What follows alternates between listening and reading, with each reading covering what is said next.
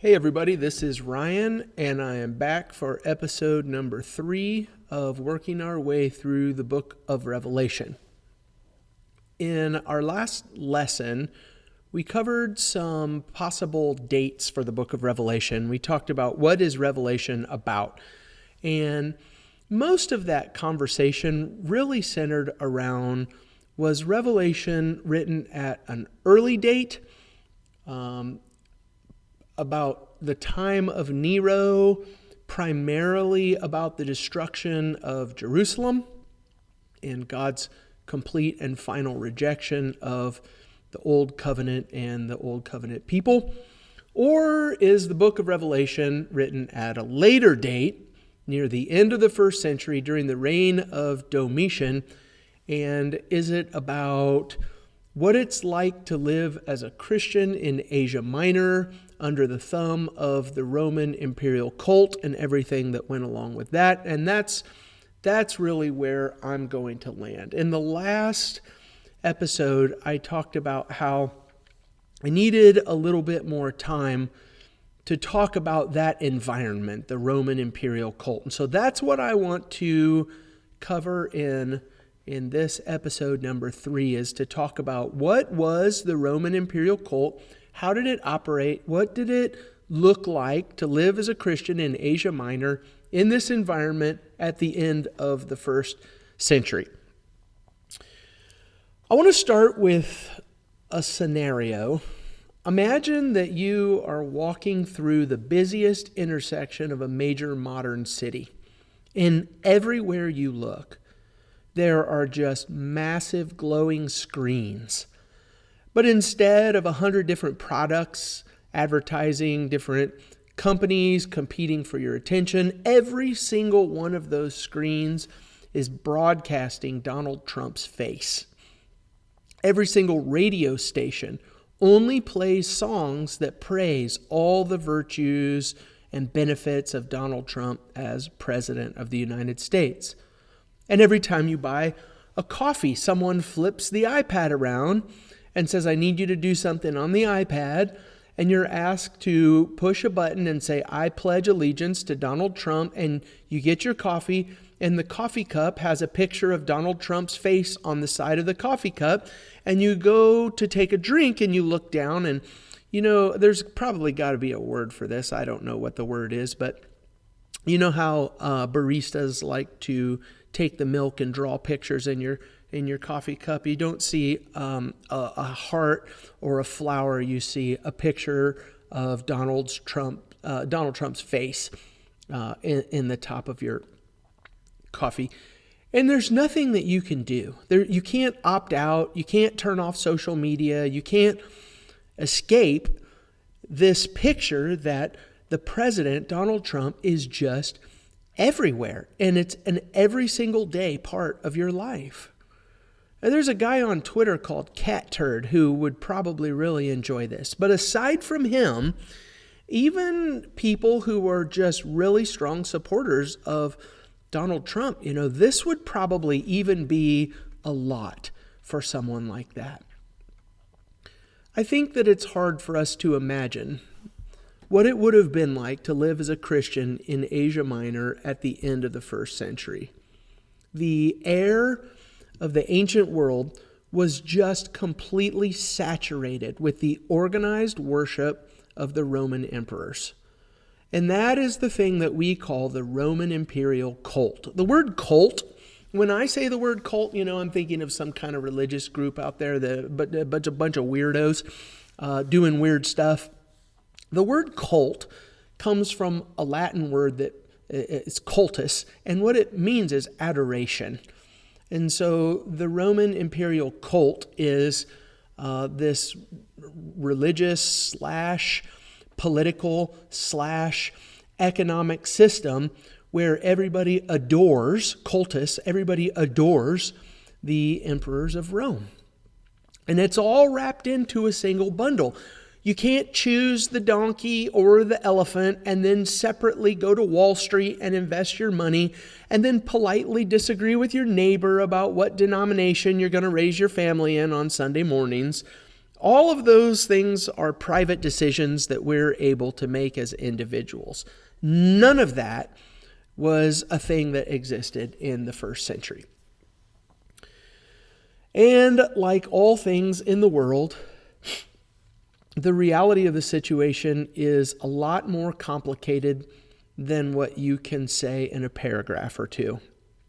I think that, at least for a lot of people, for myself, a common picture that I have in my mind about this situation is like a totalitarian dictator with a sword in his hand, and he walks into town and he puts the point of the sword up to your throat, and he says, "You will bow down to me and give your allegiance to me, little peasant, or I'm going to cut your head off."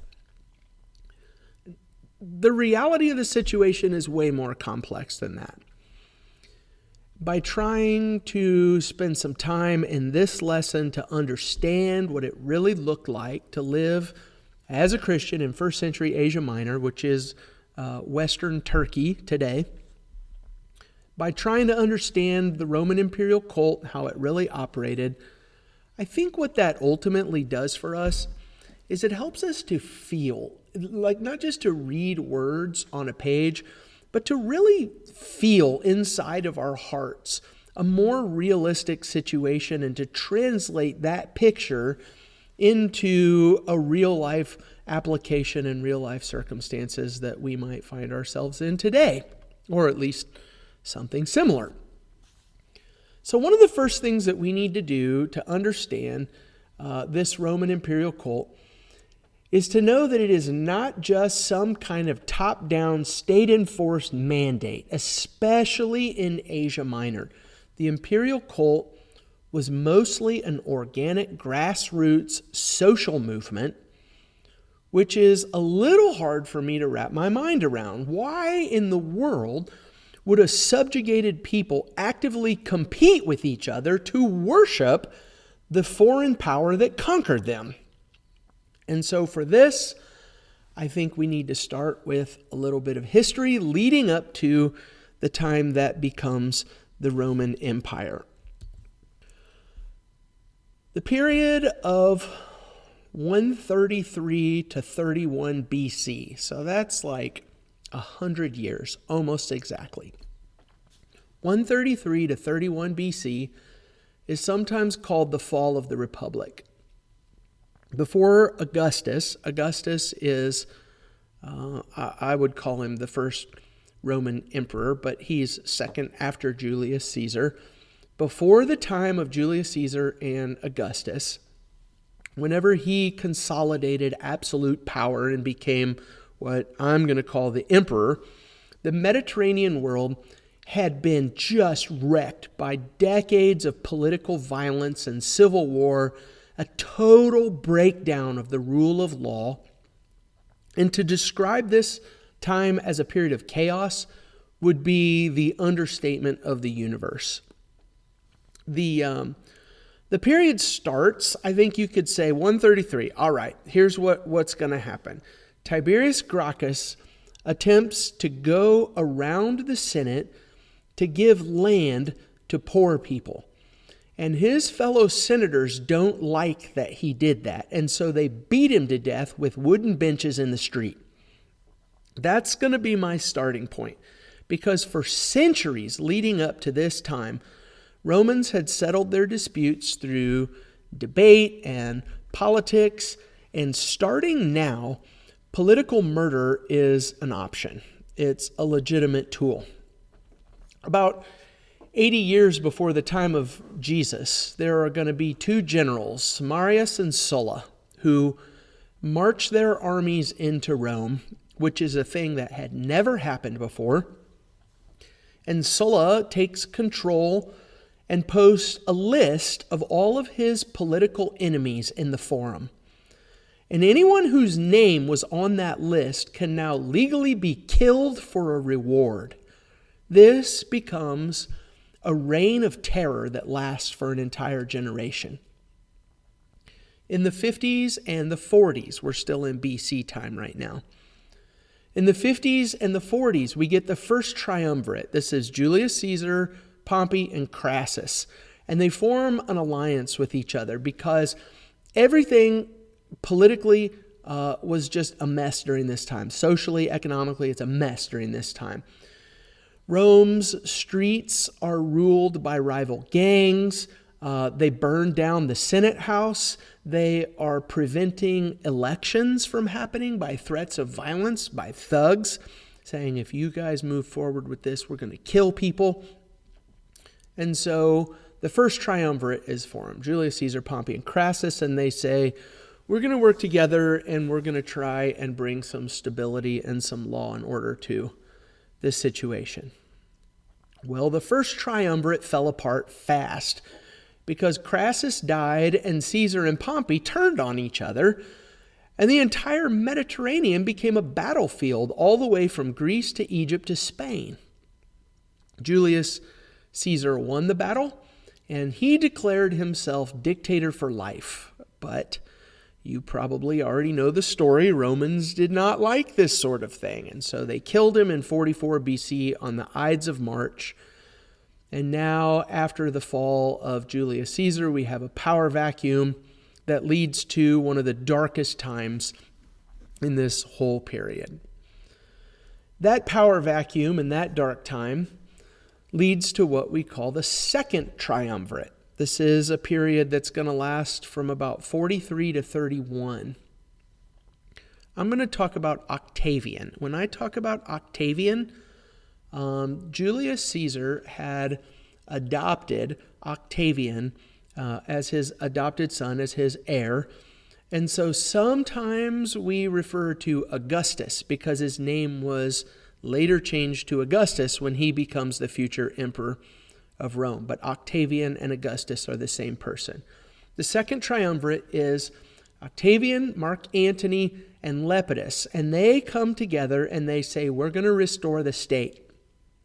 But that act of restoration starts by brand new prescriptions to take people's money, raise taxes, take people and say, you're going to be in our army now. And people don't like that either.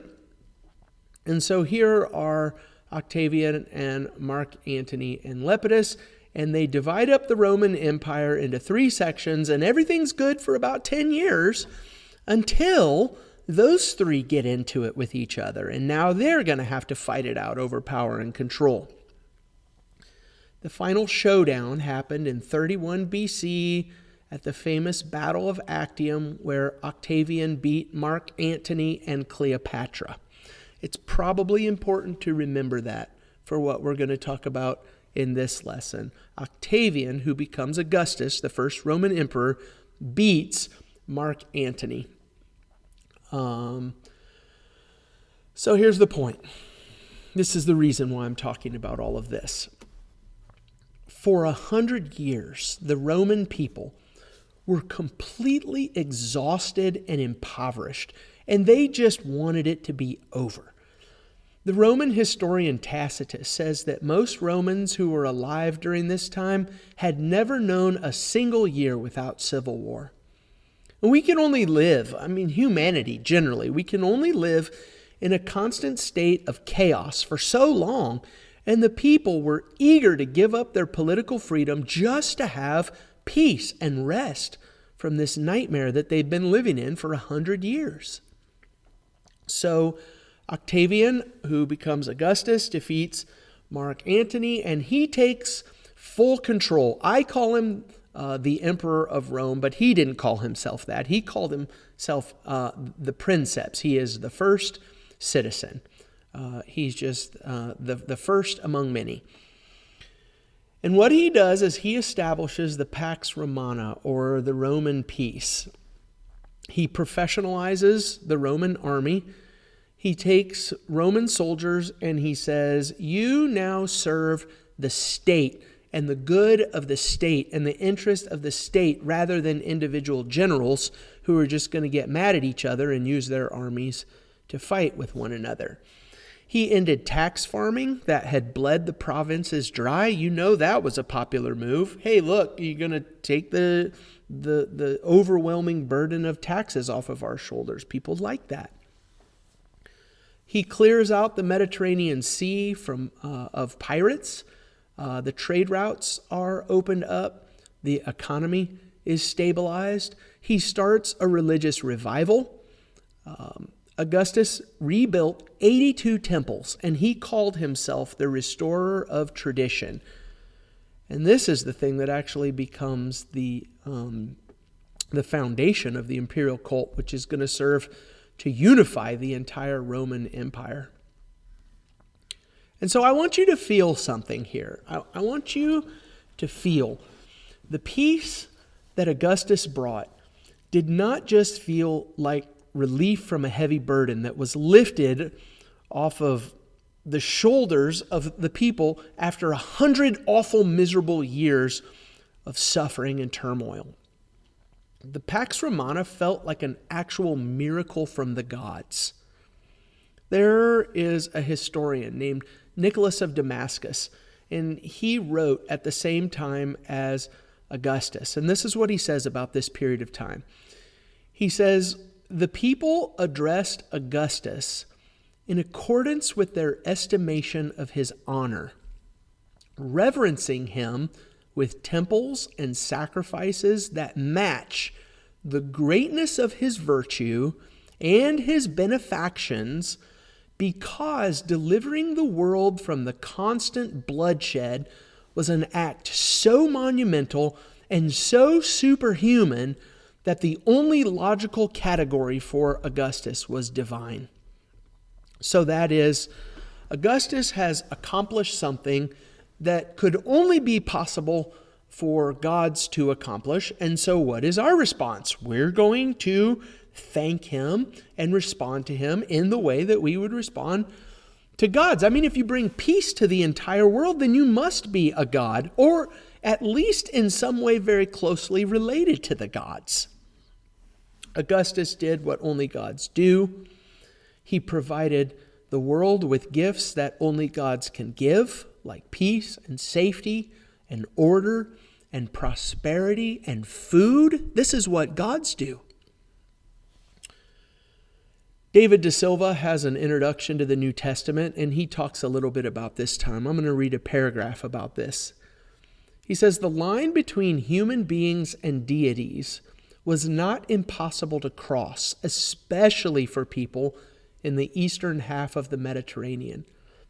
Heracles and Asclepius both became divine by virtue of their benefactions toward humanity. If virtue or skill or prowess could lead to deification, what less was deserved by the bringer of the world, of world peace and order? Emperor worship was proposed and promoted by people in the provinces of the empire who responded to Augustus as to a benefactor. The gifts of lasting peace and a return to security were so great, however, that only the honor due a god could be deemed ample return." So doesn't it just make logical, good sense? And it seems to be the only right thing to do, that if Augustus gives what only the gods can give, that our gratitude needs to take the form of worship, as in the same way that it does with the gods. That word gratitude is a really important word in this conversation. It's not worship in the sense of, wow, you are an all-powerful, mighty God, so I'm going to worship you. It is, you have given me something, and I am so grateful for the thing that you've given me that I'm going to reciprocate in a way that takes the form of worship. This feeling that I'm trying to describe, this is a far cry from an evil dictator with a sword putting it to your throat and saying, "Bow down and worship me or I'm going to kill you." The Roman Empire did not do this, especially early on. The people didn't worship the emperor because they were forced to, especially early on. They legitimately felt a genuine sense of profound gratitude and thanks for what Augustus had given to them. This is going to be a really important thing for our context, because it's one thing for us to do something because we have to, because the government tells us that we have to, and we're forced to because we don't have any choice. But it is a completely different thing to do something because society around you feels so deeply in their bones that this is the right thing to do that you cannot, it's not an option for you. You cannot just politely decline and opt out of something like this without major consequences in your life. So I'm going to transition here to a next section where I talk about some of the actual physical things that happened in this Roman Imperial cult. The first thing that I want to talk about, especially with the natural grassroots beginnings of this thing, is how it escalated and turned into what it's eventually going to become. And I guess this is just true for all human nature in all places throughout all time. People can't just do something and move on with their life. If you do something, I have to do something bigger and better than you, and then the guy next to me has to do something bigger and better than me, and this is just the way that people are. And so if one city in Asia Minor says, "Thank you to the emperor for making my life not miserable," the next city over has to say thank you even harder and outdo the first thank you that I offered. And then the next city down the road is going to have to say thank you even harder than the first two cities to say, "I'm even more grateful and I appreciate what the emperor has done even more than you two." I told you that the word gratitude is really important here. This idea of gratitude spreads, and it becomes so intense and so cutthroat that an actual rivalry between cities starts up to see who can show the most gratitude and who can show the most devotion. We have cities in Asia Minor actively competing with one another for the great privilege of showing their devotion to the emperor. There's a word that you should probably know, at least in this lesson, and it's going to be a word that's really important for the study of Revelation. It's Neokoros. Neokoros originally meant, a long time ago, it meant a temple warden or a temple sweeper. And the Neokoros was just a person who was responsible for the upkeep of a temple. We don't want this thing to fall apart and disintegrate into shambles, and so you have a Neokoros. And your job is to make sure that everything is taken care of. But by the time we get to the first century, the word Neokoros becomes a prestigious honorific title for Eastern Roman cities, and what these cities do is they host and maintain the imperial cult temples. And so the Neokoros is not somebody who keeps up a temple. The Neokoros is a city who is blessed enough to build a temple for Rome in their city. If your city wins the right from the Roman Senate to build a provincial temple to the reigning emperor, this is a massive win. Think about it like the ultimate economic stimulus package. Think about today how countries compete with each other to host the Olympics or the World Cup. I want to host the Olympics. My wife and I just drove to Florida to pick my two kids up from school and to come home, and we were driving through Atlanta, and there's this monument of the Olympic torch that you pass as you go through Atlanta, which is the worst city on the planet to drive through. I hate that place. But here is, we hosted the Olympics one year, and here's our monument because it was such a great honor and such a great right to be able to say, we hosted the Olympics. The same thing is true with the World Cup. The same thing is true with the Super Bowl and the World Series. There are people who compete with one another to say, no, we want the Super Bowl in our city. And if you do it in our city, this is what we're going to do. We're going to build a new stadium, and we're going to have all of these benefits. And somebody says, no, we're going to do it in our city. I'm a Kansas City Chiefs fan. And the city of Kansas City, Missouri, just lost the Kansas City Chiefs because Kansas, next door, right across the state line, Kansas said, we want the Chiefs to be in our state, in our city. And so they did all kinds of ridiculous stuff to say, this is what we're going to do to compete to win the Chiefs. And they did. They got the Chiefs. It's a terrible deal. They're going to suffer major for it, but whatever. I still get to be 4 hours away from my favorite team, so I don't care. But the point is that people compete for these kinds of things. And that's exactly what happened in the ancient world with cities competing to be the Neokoros.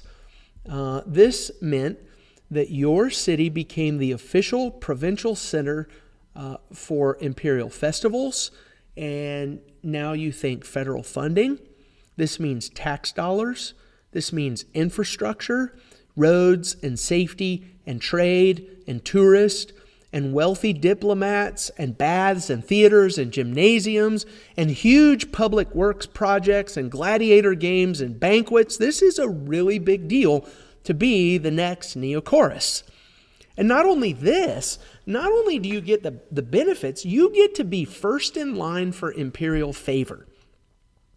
So just imagine something like a devastating earthquake. It hits your region, which is actually a thing that happened in the first century. It's going to be something that affects our churches in the book of Revelation.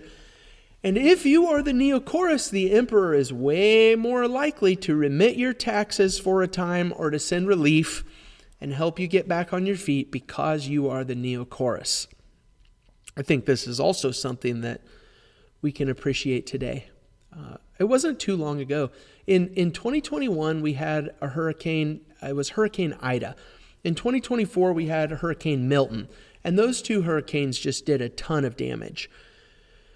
And in October of 2025, the Department of Homeland Security released a report that FEMA employees intentionally skipped over homes who had signs supporting Donald Trump for the next president. Or if you had a sign that said, I believe in the Second Amendment. They're going through and FEMA says, hey, there was a hurricane and we're going to support you and help you get back on your feet and get back in your house.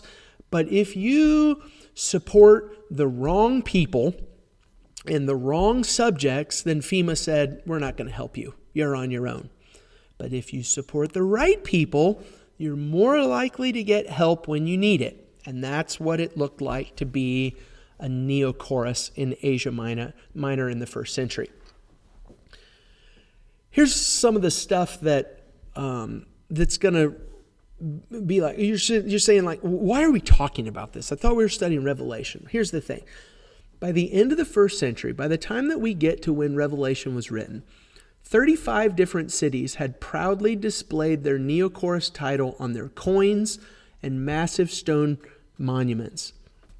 I have never been to the Bible lands, but literally every single person who goes, every person who writes about it, and every person who talks about it when they get back, they show you the coins and the pictures and the monuments, and they say, it's everywhere. You can't miss it.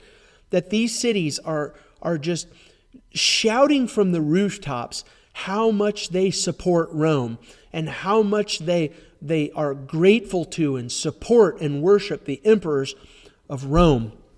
And so you really, really, really want your city to be a Neokoros and to build a temple for the emperor.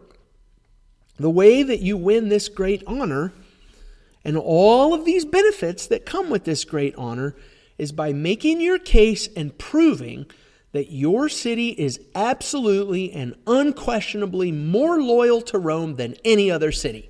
There's the competition factor. There's another side to this. You remember when I said a minute ago that Augustus fought against Mark Antony and Augustus eventually won? And I said you probably need to remember that. The reason why you need to remember that is because during the War of the Second Triumvirate, the cities of Asia Minor, where the 7 letters of Revelation and Revelation 2 and 3, the cities of Asia Minor supported Mark Antony during that time. And he was the guy who lost. And so you are even more eager to show that you support Augustus because originally you did not. And so you need to show him, no, Augustus, we do support you, and we're glad that you're the emperor, and we're going to support you and be loyal to you. So let's start in 29 BC with who gets to be the first Neokoros. And I think before we talk about this, we need to take a little side quest, which is really what this podcast is all about. When I'm teaching a Bible class or preaching a sermon, I never get to talk about this stuff. And so this is the place where I'm going to do it.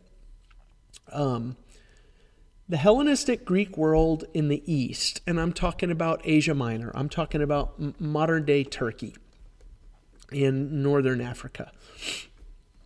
The Greek world in the East, they did not have a problem worshiping a living ruler as if he was a god. It was common practice. It went all the way back to Alexander the Great and the pharaohs.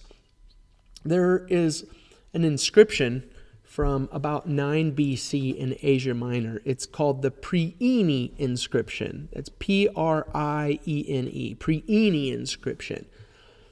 And this is how they talk about Augustus, the emperor, in this inscription.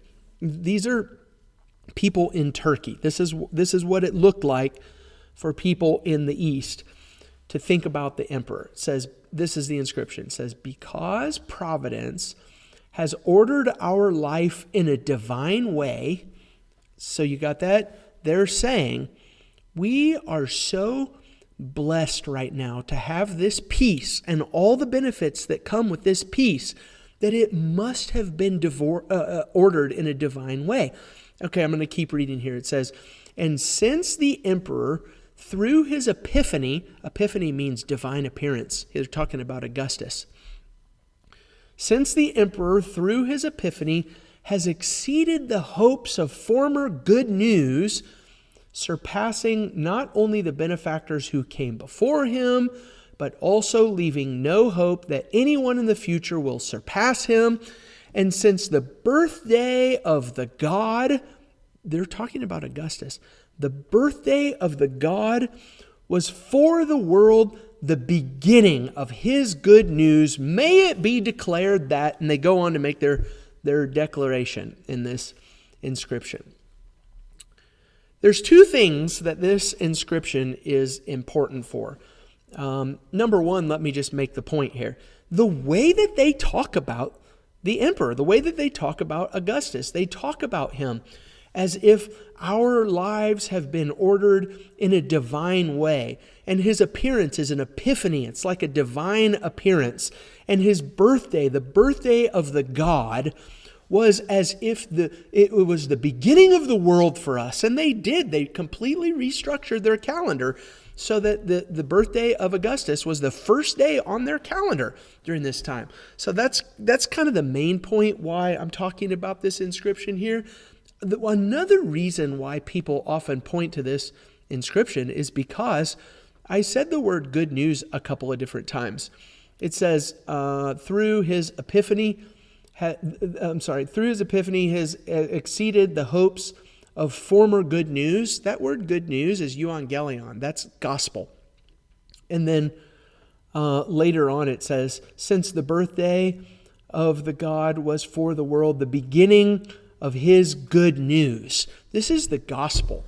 When they talk about Augustus and the day that he was born and the work that he did, they described that work as the gospel. This is good news that this man who has godlike features is doing for the world.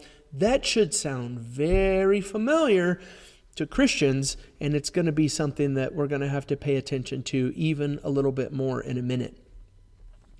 So in the East, people don't have any problems treating the emperor like he's a god. But in Rome, a living person who claimed to be a god was a massive political taboo.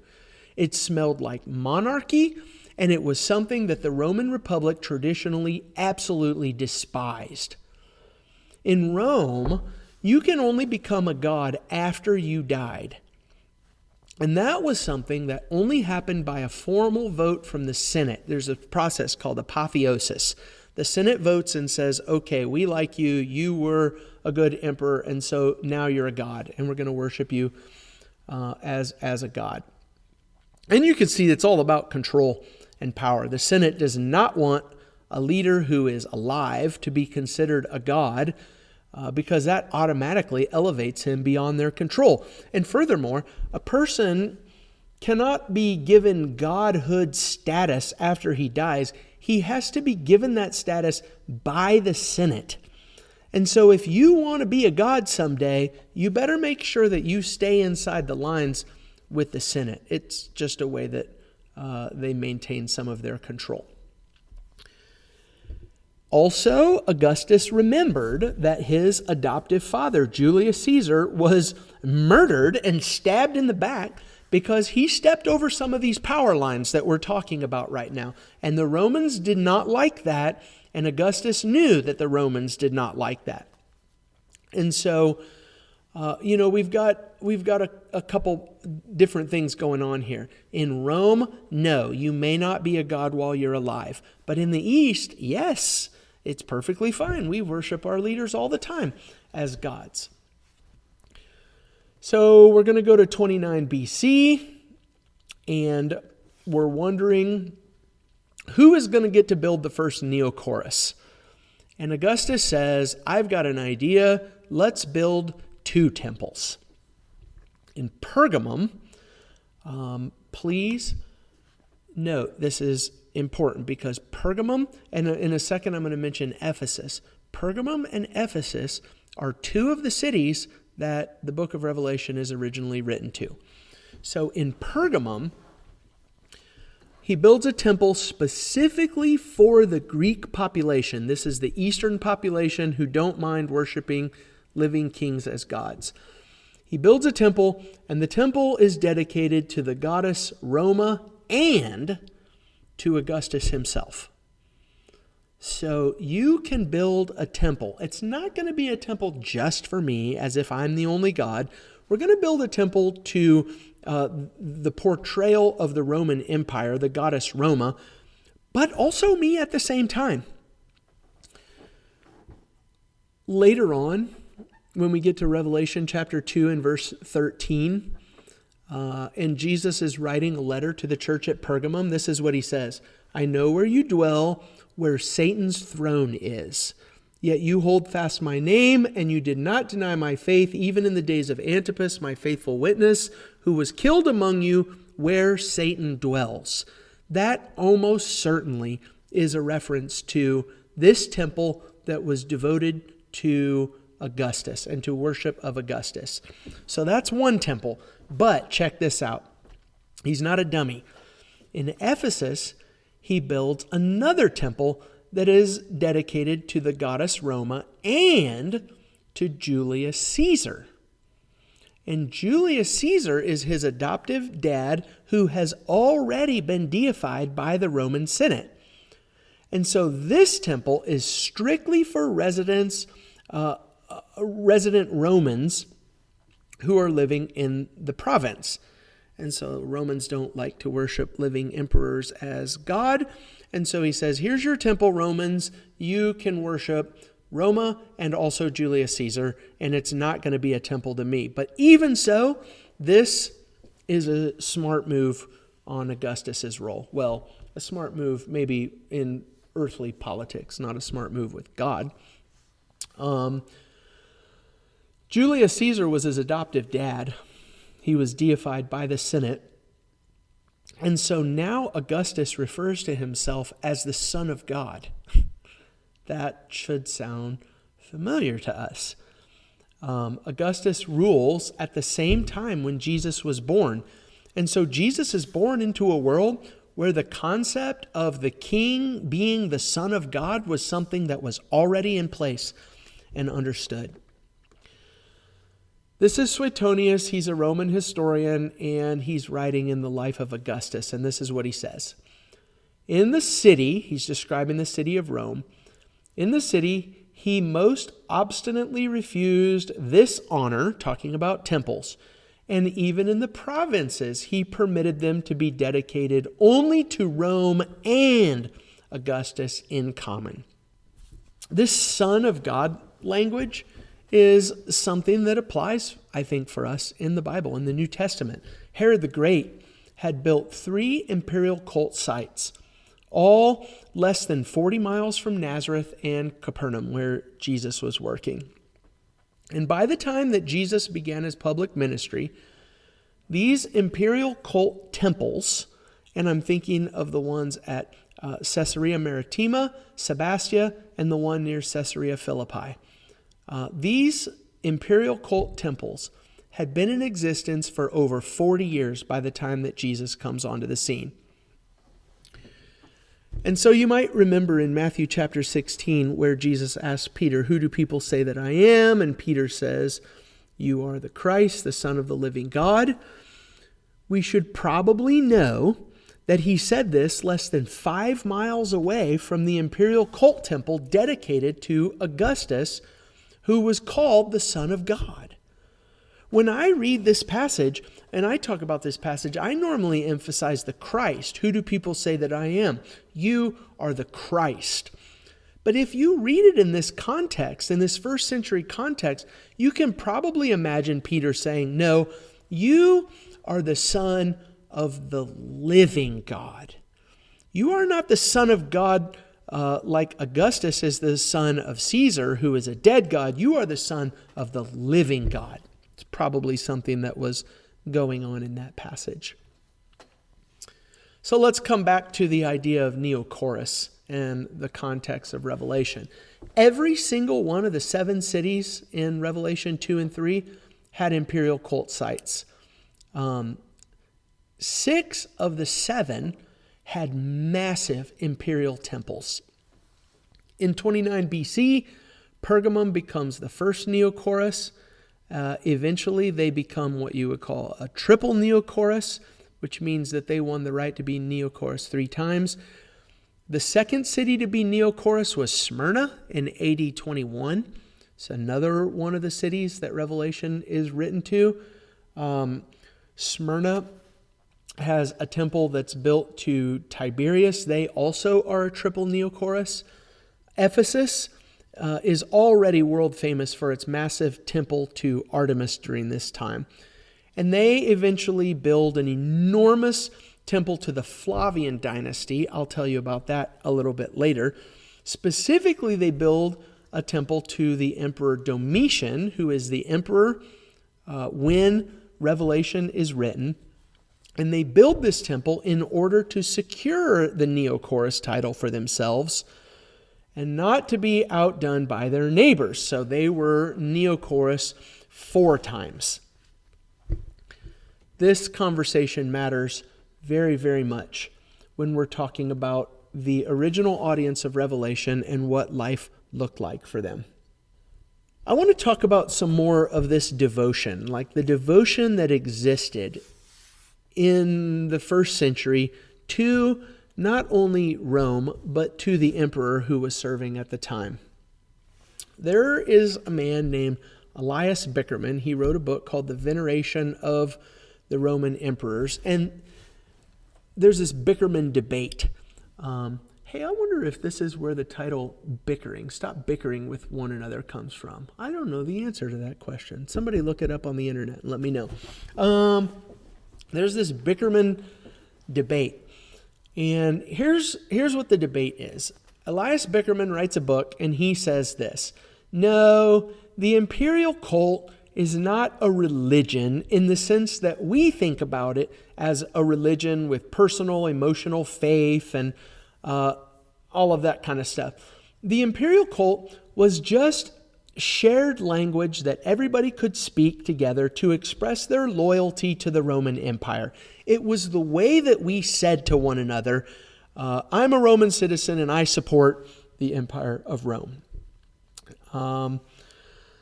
It's kind of like the political glue that holds everybody together, like the national anthem. This is language that we all speak to say we're all on the same page with this thing. And everybody is expected to stand, put their hand over their heart, and sing the national anthem in public, regardless of what you believe in private. You can worship whatever weird thing, outlier God you want. That's great. But in Rome, if you're going to live under the Pax Romana and be a part of this great peace that we have right now, you had better show your gratitude to this system.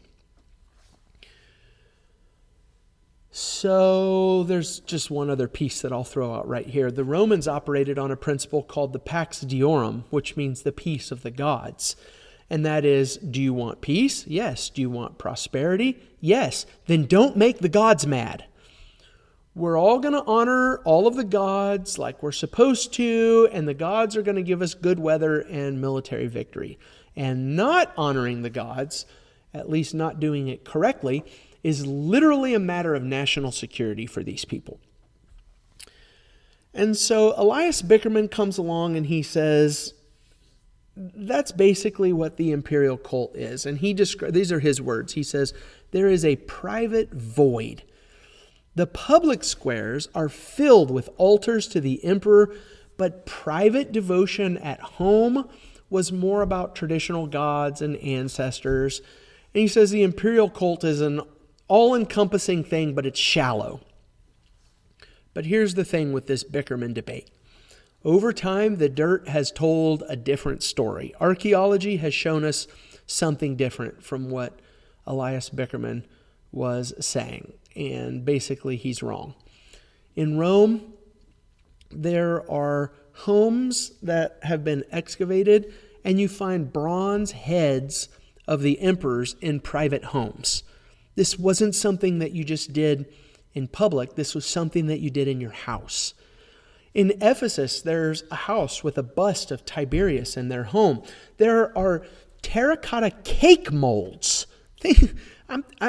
You heard exactly what I said. A cake mold. I'm going to bake a cake, and you bake a cake by putting it into a mold. And so there are these terracotta cake molds all across the Roman Empire. It goes all the way from Roman Britain to modern-day Hungary that we found these terracotta cake molds with the emperor's face on it. So your food literally has a picture of the emperor looking at you when you eat it. That was kind of the Donald Trump on this side of a coffee cup comment that I was making a little bit earlier. And not only the food that you eat, but oil lamps and other household items. If I'm going to make oil lamps, I'm going to press the emperor's face into this thing. And so the emperor was everywhere. Emperor devotion, definitely. Emperor worship, probably, was not just something that happened in the town square. It was a private thing that happened in private homes. And when you imagine, this is not something that people are doing because they have a sword to their throat. They're doing this because they feel actual, genuine devotion and thankfulness and gratitude to the emperor for bringing peace and prosperity to their lives. Now, the time period that I'm describing right now, Christianity is not a thing yet. Jesus is born at the end of this period of time, but Christianity, as we think about it in the New Testament, that's something that's going to happen later on in history. But I want you to just try and imagine that you plug Christianity into this environment. If you're somebody who refuses to participate in the worship of the emperor, or the worship of Rome, or the worship of any of these Roman gods that we're talking about right now, just think about the response that you're going to get from your neighbors. We're talking about people who look at you and say, what are you trying to do? Are you trying to get us in trouble with Rome? Aren't you grateful for the peace that we have and the prosperity that you have in your life? What's wrong with you? Do you want to go back to life before the Pax Romana? Don't you want our city to win the Neokoros? And then we're all going to be better off and everything's going to be great? What's wrong with you? Why don't you just want to worship the emperor or Rome or any of these other gods? Later on in history, the Romans are going to refer to Christians as atheists, which sounds a lot silly to us today. But what the Romans mean when they call Christians atheists is that they denied the gods that kept the empire functioning and prosperous. And Christians were charged with a hatred of the human race because they will not appreciate and worship these gods. And so there's another piece that you need to think about when you're trying to feel the situation and put yourself into the shoes of these people. When something bad happens, like something bad happens to your family, or there's a plague or an earthquake or an invasion, probably that happened because the gods were mad for some reason, and guess who got blamed for it? Those stinking Christians who thoughtlessly endanger the lives of everyone around them because they will not just show gratitude to the emperor and to Rome and to the gods who give us all of this kind of stuff. Just imagine, just try and put yourself in this situation and imagine what that kind of social pressure felt like to them. From here, what I want to do in this next section is I want to talk about this feeling, this gratitude and this devotion, and I want to move through some of the emperors and some of the history of the Roman Empire. And what I'm especially looking for as I move through this section is not just a general boots on the ground feeling. We sure are thankful that the emperor has made our life great. What I'm looking for is an escalation. I always talk about escalation like this. Becky and I are camp directors, and we have a rule that there are no pranks allowed at camp. And everybody's like, wow, you are a stick in the mud. Don't you like fun? Pranks are some of the funnest thing that we do at camp. Well, here's the thing about that. Nobody can just do a prank and everybody laughs and we all move on with our lives and everything is great. Somebody does a prank, and that means that you are spiritually, morally obligated by the rules of the universe to respond to that prank times 7. You have to escalate. You can't just do the thing back to the person who did something to you. You have to escalate this thing. It's a part of human nature that we don't just do something, we have to outdo something. And so this escalation, we don't just say, thank you, emperor, and all of our cities are competing with one another to say thank you harder than everyone else. This whole thing that we're describing right now is going to escalate and grow over time. So Augustus dies, the first emperor of Rome. Augustus dies and Tiberius becomes emperor in his place. Tiberius is emperor from 14 to 37. This is the time when you would say Jesus operated for the most part, and Jesus was killed during this time and raised during this time, and Christianity took off during this time. Tiberius is the emperor, and for the most part, Tiberius is pretty conservative, and he follows Augustus's lead by refusing divine honors, and he tries to avoid getting into trouble with the Senate, because nobody wants to be stabbed in the back. So there's this thing called the Gythian stele. It's from southern Greece. And what it does is it helps us to see a little bit about how these imperial cults operated in the first century.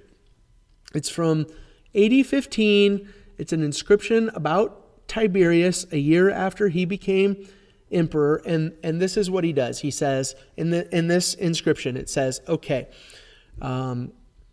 here are some laws that we're going to pass now that Augustus is dead and Tiberius is emperor.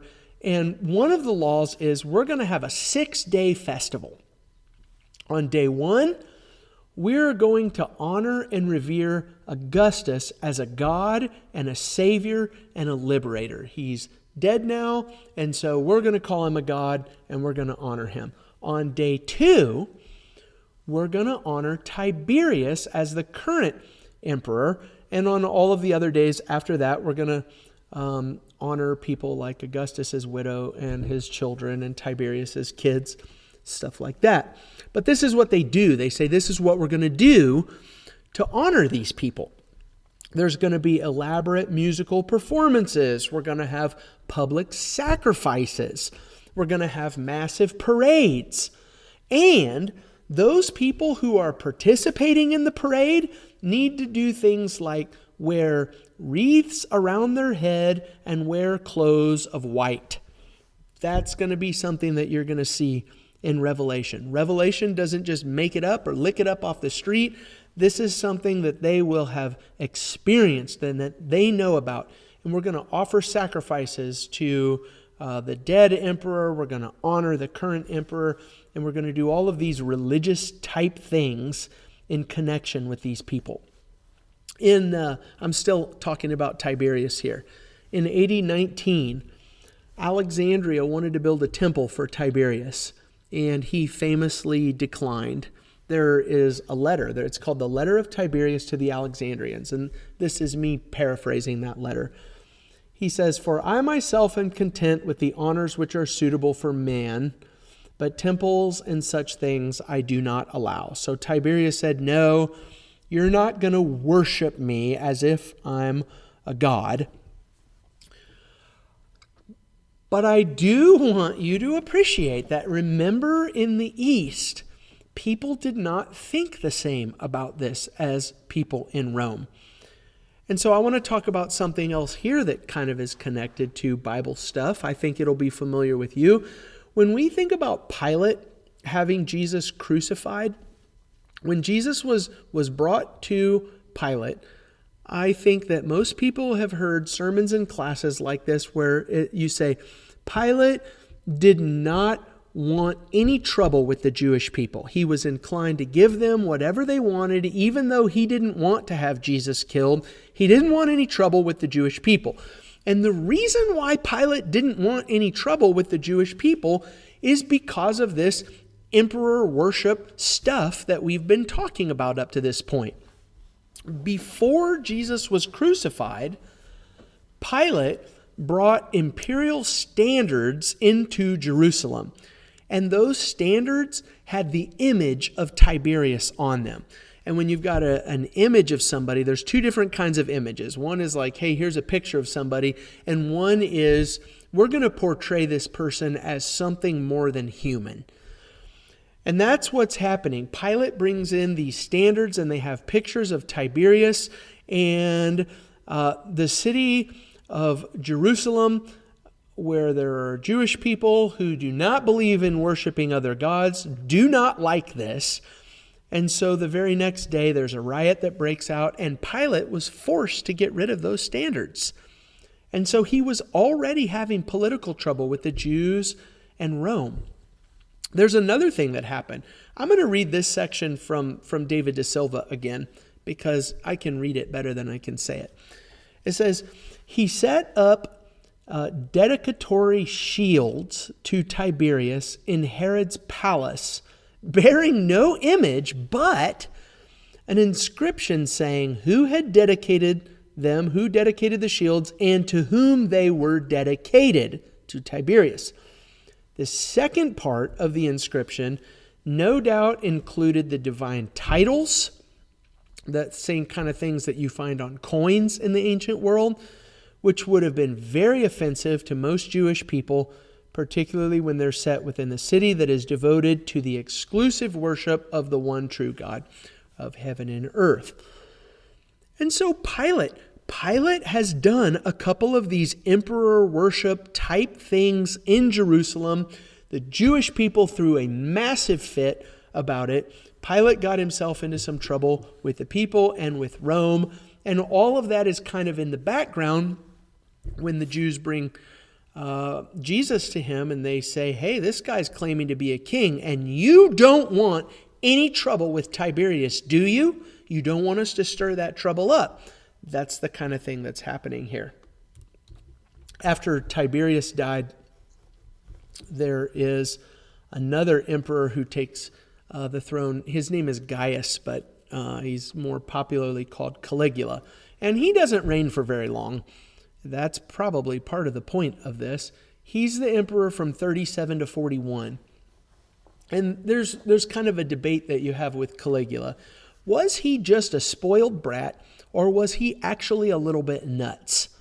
And I think probably the answer is yes, a little bit of both. Caligula abandoned the modesty of Augustus and Tiberius, and he demanded to be treated like a living god. Philo was an Alexandrian Jewish philosopher who lived during the time of Caligula, and he describes how Caligula would routinely dress up like different gods. He dressed up like Apollo, and he wore a radiant crown and held a bow like Apollo did, and he dressed up like Hercules, and he even dressed up like Venus. It's a little weird. He organized choruses and stationed himself in the middle of these people who were dressed in white, singing songs of praise to him as a god. This is definitely escalating in Rome at this point. Caligula had plans. He actually was working towards these plans to put a giant statue of himself inside the temple at Jerusalem. And you can imagine the Jews did not like that at all. This was going to be a major war if he would have gone through with this, but he died first before he could do it. Caligula actually did build a temple to his own divine honor in the city of Rome. This is Suetonius again, a Roman historian. I'm going to read it directly from him. It says, he also established a temple to his own godhead with priest and with victims, that's sacrifices, of the choicest kind. In the temple stood a statue of the emperor in gold, which was dressed every day in garments such as he himself wore. So we have moved forward in this process. It starts with Augustus, who says, okay, fine. If you in the East, if you want to build a temple, build it to Rome and also build it to me. But in Rome, I'm not going to be a god. And Tiberius says, I'm not going to be a god. That's not something I'm going to do. And Caligula says, I'm going to build a temple, and I'm going to build a statue of myself in gold, and you're going to dress that statue in the same clothes every day that I'm wearing, and people are going to stand around me, and they're going to worship me. And he was assassinated. His own Praetorian Guard, because you need to hear this again. The Romans do not like when people act like this, including the emperor. And so he was killed. Claudius comes after Caligula. He is the emperor from 41 to 54. Remember in the New Testament where it's Aquila and Priscilla used to live in Rome, but they're in Corinth because they've been kicked out by Claudius. That's who is the emperor right now during this time. Claudius was more modest. He said, no, you're not going to worship me as a god. But his wife still killed him because he was going to change his will to say who the next emperor was going to be. But his wife wanted it to be her son Nero. And so she killed him, and Nero became emperor. He's going to be emperor from 54 to 68. And Nero takes everything to the next level. We went from a modest, you can worship me alongside Rome, to Caligula, who says, build a temple to me and build a statue of me and worship me, to Nero, and Nero's going to turn up the volume even louder. He fashioned himself as Apollo, as if he himself was the sun god, the sun king. He had 100-foot statue made of himself, 100 feet. Think about that.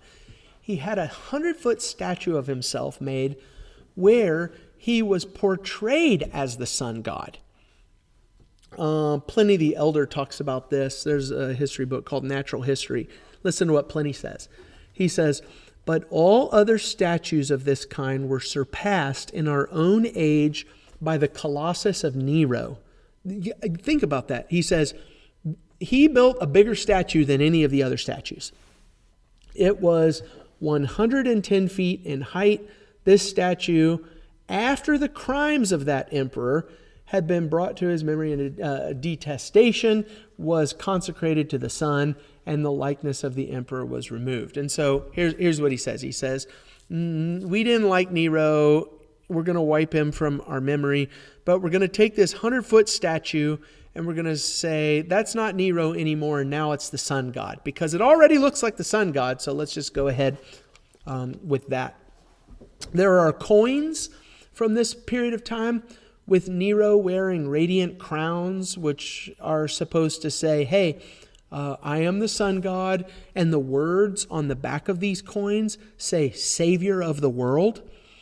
There was a failed plot to assassinate Nero in 65. And the Senate, probably motivated by fear of being killed themselves because of this, the Senate says, let's have a vote. We're going to honor that Nero survived this assassination plot. And so Tacitus is a Roman historian. He writes what they did to honor him after this failed assassination plot. This is what Tacitus says. He says, a temple was also decreed to the divine Nero. You got that? Now we're saying we're going to build a temple to him. We're going to call him divine. This was an honor which was seen as a bad omen, for deification is usually reserved for those who have completed their mortal career and ceased to live among us. So Tacitus says, we don't like it, but we're going to do it anyway. He was not widely loved and accepted by the upper class in Rome for some of the things that he did like this. Nero famously burned Rome, a section of Rome, the Great Fire of Rome in AD 64, to clear the way for his own projects. And he blamed the Christians and persecuted them heavily, even though everybody knew good and well that the Christians were not responsible for this thing. And so things ended very badly for Nero. The provinces began to revolt, mostly because he taxed them very heavily. And there was a governor of Spain named Severus Galba who joins in this rebellion. And Nero's Praetorian Guard also joins in, and they abandon Nero. So Nero wakes up in the middle of the night, and he sees that his guards are all gone, and he runs for the countryside. And while he was in hiding, the Senate declared him a public enemy, which means that even as a Roman citizen, you can be executed according to the ancient custom, which means we're going to strip you naked, we're going to put your neck in a wooden fork, and we're going to beat you to death with sticks. So the moral of the story is, don't set yourself up as a god. The Romans don't like it, and God in heaven doesn't like it. It doesn't end well for people who do this sort of thing. But people are doing it more and more and more. And some of the early date Christians who see Revelation as being written in an early date in the time of Nero are going to take some of this stuff about how Nero was behaving and say Revelation is about God's justice against Nero.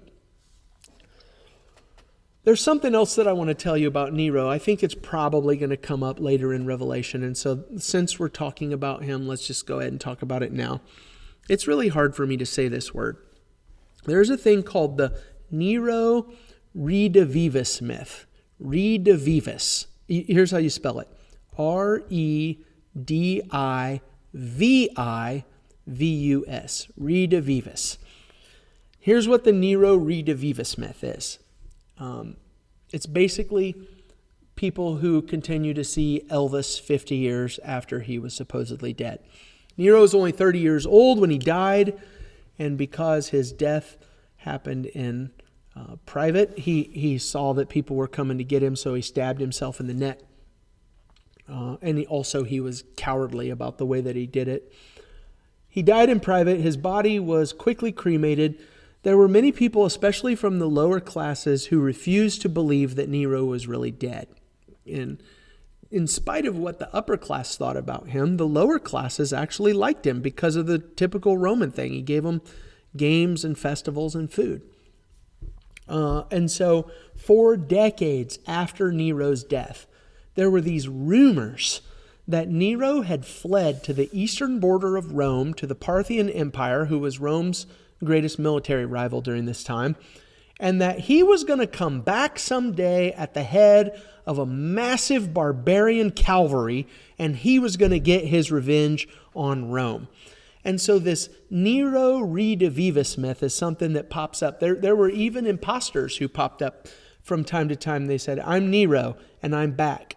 This is such a popular thing that even the Parthians used it to their benefit. They put a guy up and said, hey, he's Nero, just to scare the Romans and try and get into their head. And so Nero sets himself up as God. The Romans don't like it. He ends up killing himself. And when he does, he throws the empire into a massive civil war. This is called the Year of the Four Emperors. We mentioned Galba just a little bit ago. He was governor in Spain. Galba becomes emperor, listen to this, June of 68 to January of 69. So like 7 or 8 months. Otho takes his place after him. Vitellius takes his place after him. That both happens in the year 69. One of Nero's generals is named Vespasian. And Vespasian is down in Judea fighting against the Jewish people because he's putting down what's called the First Jewish Revolt in AD 67.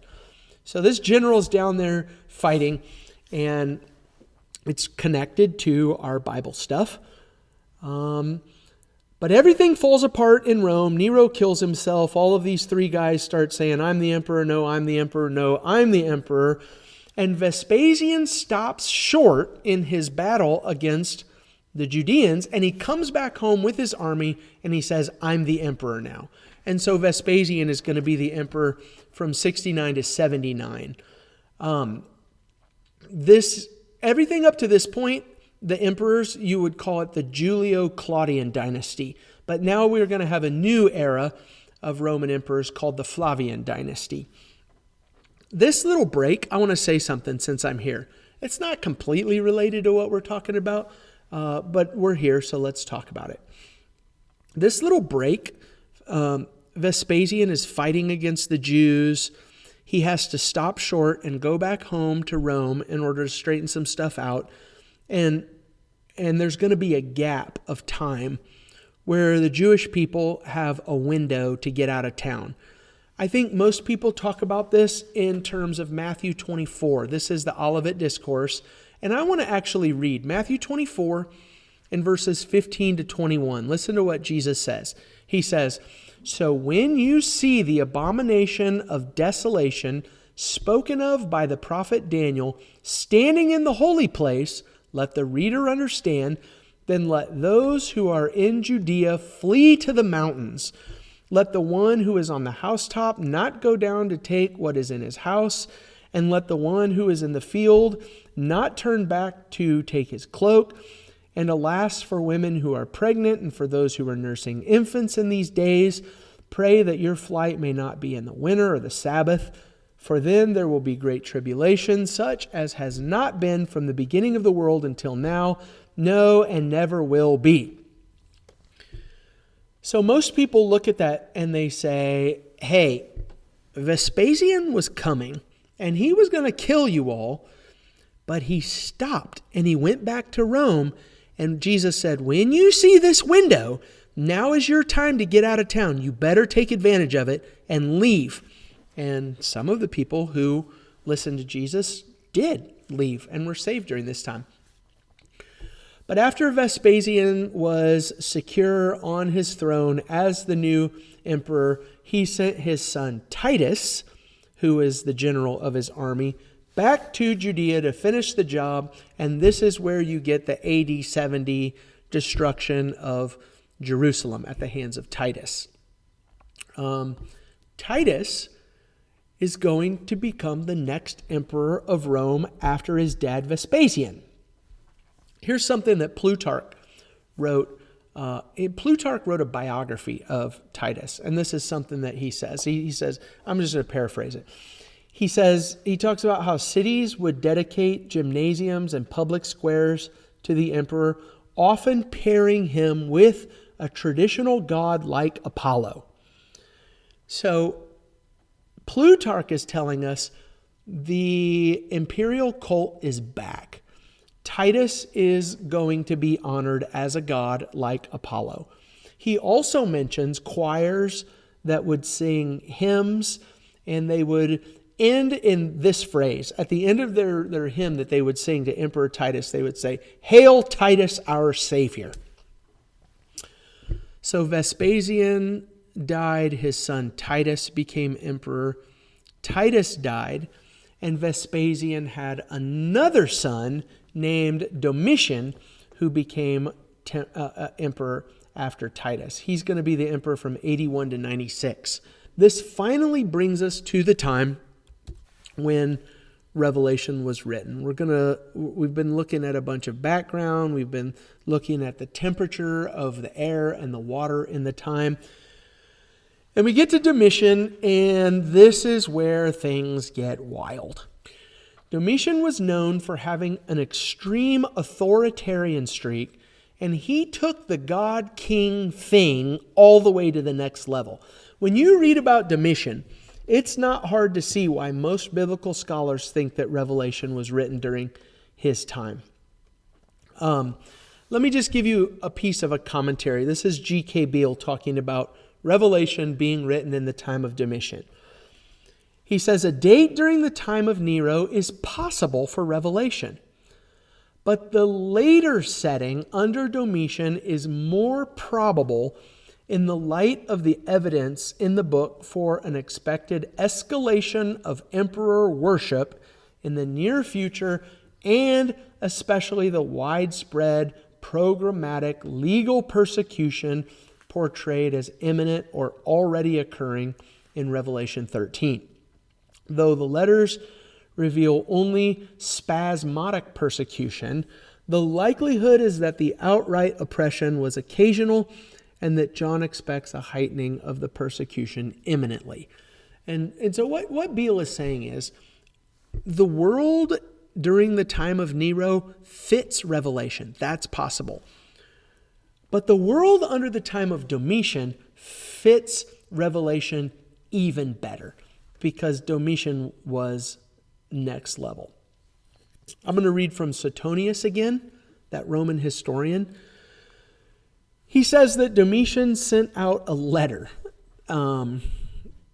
He sends out a letter in the name of his procurators. So this letter, you get this letter, and it looks like it's coming from one of the procurators, but it's really Domitian who put this letter out. And what he's doing is he's saying, this is what the procurators say to me when they write letters to me. And the letter starts like this: our Lord and our God bids that this be done. So from this point forward, no one is allowed to address Domitian, especially in any official correspondence or in person, by any other title than our Lord and God. Think about that. Augustus says, no, don't call me emperor. He says, I just want to be the first citizen. Domitian says, here's what you're going to call me, our Lord and God. Cassius Dio is another Roman historian. His book is called, check this out, Roman History. And Cassius Dio tells us that Domitian put people to death for failing to use these titles and call him our Lord and God. And Domitian did not wait for the Senate to vote for his divinity, either in his life or after his funeral. He demanded absolute divine recognition while actively sitting on the throne. There's this word, it's called proskynesis. We use a word kind of like it in the Bible, proskuneo. Proskynesis is the physical act of prostration. I'm going to fall down on my knees and put my face completely to the ground. That's proskuneo, and that's the word in our Bible that's translated worship. And so this thing, proskynesis, During the Roman Republic, the Romans hated this practice. A free Roman citizen stands on his feet, and he does not bow his face to the ground for anybody. He is a Roman citizen. But as the emperors became more and more absolute monarchs and living gods, deities, rules like proskynesis for Caligula and Nero and Domitian began so where they would say, hey, listen, if you're going to be a senator or if you're going to be some kind of provincial elite who comes into the presence of our Lord and God, you're going to prostrate yourself, bow to the ground, and put your face in the dirt. Domitian surrounded himself with priests. He told those priests, there's things that are written. If you're going to be around me as a priest, you're going to have to wear clothes of white and golden crowns, especially in public events. That's going to be important in Revelation later. In Ephesus, Ephesus becomes the Neokoros one year during the reign of Domitian. And they build a giant temple for this guy called the Sebastoi in Ephesus. And when I say giant, this thing is massive. The Flavian family, Vespasian and Titus and Domitian, this is the family who built the Colosseum. They knew how to do things big. And so in Ephesus, they build this Sebastoi in Ephesus, this temple to be the Neokoros. And inside of this, there is a statue of Domitian that stands 30 feet tall. And you go up these giant stairs and you're surrounded by these giant statues of the emperors. And it's made to make you feel very, very small when you stand in the presence of the emperor. There are altars for sacrificing and inscriptions hailing Domitian as the son of the divine all over Asia Minor. Ephesus, Pergamum, Smyrna, they're everywhere. Also, he was assassinated. I'm telling you, don't do this because people don't like it when you act like this. But this is the kind of stuff that Domitian did. He didn't just say, hey, it's nice if you want to build me a temple and you can honor Rome and also you can honor me. Domitian turned up the volume and he said, you will call me our Lord and God, and you will worship me as if I'm a god. I'm going to do something now to give you just a little flavor of what's happening in the time. I'm almost done with this section. Stick with me just a little bit longer in this section. After Domitian was killed, a senator named Nerva became emperor in his place, and then he didn't last long, 96 to 98. After Nerva, there was another emperor named Trajan, and he was emperor from 98 to 117. So there's a guy named Pliny the Younger. He is a governor over Bithynia and Pontus in the year 112. And it's just north of where the 7 letters of the churches of Revelation are written. Bithynia and Pontus is just north of that. So it's close in the east. And Pliny the Younger is a governor who writes lots and lots and lots of letters to Emperor Trajan. You kind of get the sense that he's a little bit annoying. He's like the guy who has to ask a question before he does anything. He writes a ton of letters, and we have a bunch of those letters that he wrote.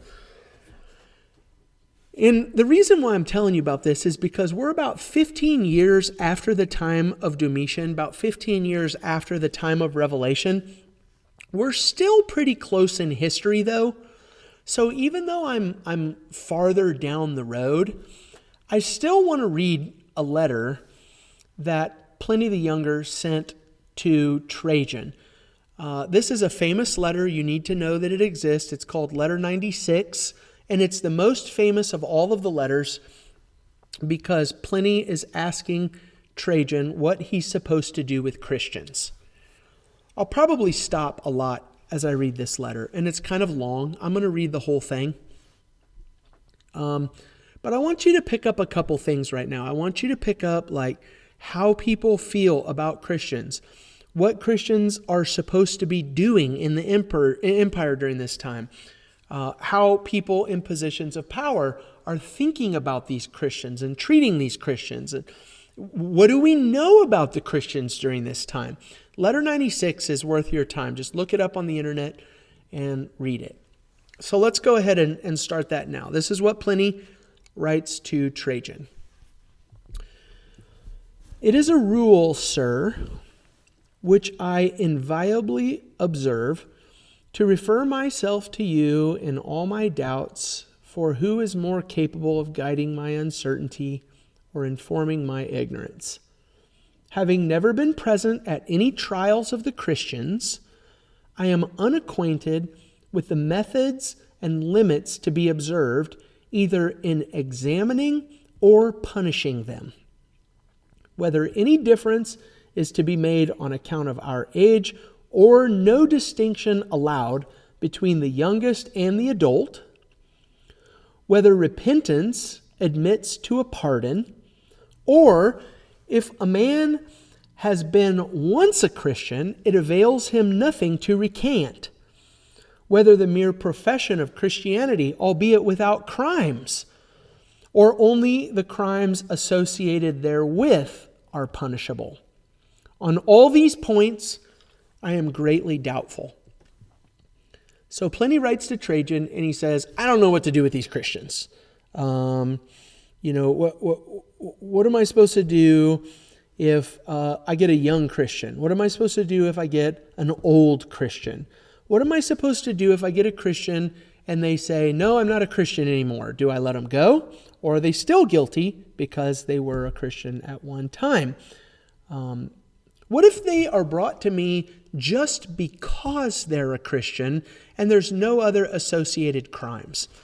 So he says, I need to know what to do about these different circumstances. This is the next paragraph. In the meanwhile, the method I have observed towards those who have been denounced to me as Christians is this. That is, this is what I've been doing until I get your answer.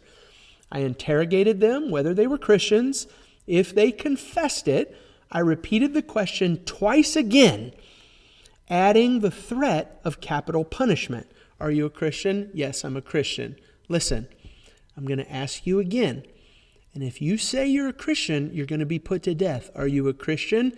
Yes, I'm a Christian. All right, third strike. I'm going to ask you one more time. Are you a Christian? Yes, I'm a Christian. Okay, it says, if they still persevered, I ordered them to be executed. For whatever the nature of their creed might be, I could at least feel no doubt that contumacy, that's a word I don't know. I looked it up. Here's what contumacy is. It is a stubborn refusal to submit to authority. So he's like, I don't care what other crime they might have committed. This is what they're guilty of. They're guilty of being stubborn. He says, contumacy and inflexible obstinacy deserve chastisement. There were others also possessed with the same infatuation, but being citizens of Rome, I directed them to be carried thither. So I sent them to Rome. Go face Trajan, and he'll decide what to do with you. But if you're not a Roman citizen, I'm going to give you a chance to recant Christianity, and I'm going to put you to death. Okay, next paragraph. These accusations spread, as is usually the case, from the mere fact of the matter being investigated, and several forms of the mischief came to light. A placard was put up without any signature accusing a large number of persons by name. So imagine that. You're walking through the marketplace one morning and you see that somebody has hung up a placard and said, here are the names of all the Christians, and your name is on that list. That's not cool at all. Start paying attention here. This is a really big deal. Those who denied that they were or had ever been Christians, who repeated after me an invocation to the gods and offered adoration with wine and frankincense to your image, Trajan, which I had ordered to be brought in for that purpose, together with those of the gods, and who finally cursed Christ. So here's what Pliny says. Your name is on the list. I'm going to bring you in, and I'm going to set up a picture of Emperor Trajan. And this is what you have to do. You have to say a prayer to him. You have to offer your adoration to him. You have to offer a wine sacrifice and an incense sacrifice to him. And you have to curse Christ and deny Christ. That's what you have to do in order to get out of this mess. And I'm going to keep reading here. He says, one of which acts, it is said, those who are really Christians can be forced into performing. That is, you cannot make Christians deny Christ. That's what they do. These I thought it proper to discharge. Okay, you want to worship the emperor? You want to deny Christ? You can go. Others who were named by that informer at first confessed themselves Christians and then denied it. True, they had been of that persuasion, but they had quitted it some 3 years or some many years, and a few as much as 25 years ago, they all worshipped your statue and the images of the gods and cursed Christ. So your name is on the list. You're called in before Pliny, and Pliny says, worship the emperor and curse Christ. And there's some people who say, listen, I used to be a Christian, but I'm not a Christian anymore. I'll worship the emperor and I'll curse Christ, and you get to go free. Great. Next paragraph. There's 2 more paragraphs here. Next paragraph. They affirmed, however, the whole of their guilt, of their error, was that they were in the habit of meeting on a certain fixed day before it was light, when they sang in alternate verses a hymn to Christ, as to a God, and bound themselves by a solemn oath, not to any wicked deeds, but never to commit any fraud, theft, adultery, never to falsify their words, nor deny a trust when they should be called upon to deliver it up. So he says, here's what the Christians do. They get together on Sunday. They sing a song to Christ as if he's God. They say, we're not going to commit any of these sins in our lives. And then this is what they do after that. He says, after which it was their custom to separate. So we're gonna leave, and then we're going to reassemble to partake of food. That's what Christians do. We get together and we eat together. Food of an ordinary and innocent kind. Even this practice, however, they had abandoned after the publication of my edict, by which, according to your orders, I had forbidden political associations. You are not allowed to get together and assemble as Christians. It's illegal to do it. He says, I judged it so much the more necessary to extract the real truth with the assistance of torture from 2 female slaves who were styled deaconesses, but I could discover nothing more than depraved and excessive superstition. So I'm trying to figure out what these people are doing and why people hate them so much. And I grabbed a couple women and I tortured them and beat them, but I can't really figure out that they're doing anything super wrong. They're just superstitious and worshiping this guy named Jesus. Okay, last paragraph. I therefore adjourned the proceedings and betook myself at once to your council. For the matter seemed to me well worth referring to you, especially considering the numbers endangered. So there is a lot of them. Persons of all ranks and ages and of both sexes are and will be involved in the prosecutions. For this contagious superstition is not confined to the cities only, but has spread through the villages and rural districts. It seems possible, however, to check it and cure it. Joke's on you. No, it's going to spread and you're not going to stop it. This is the last part.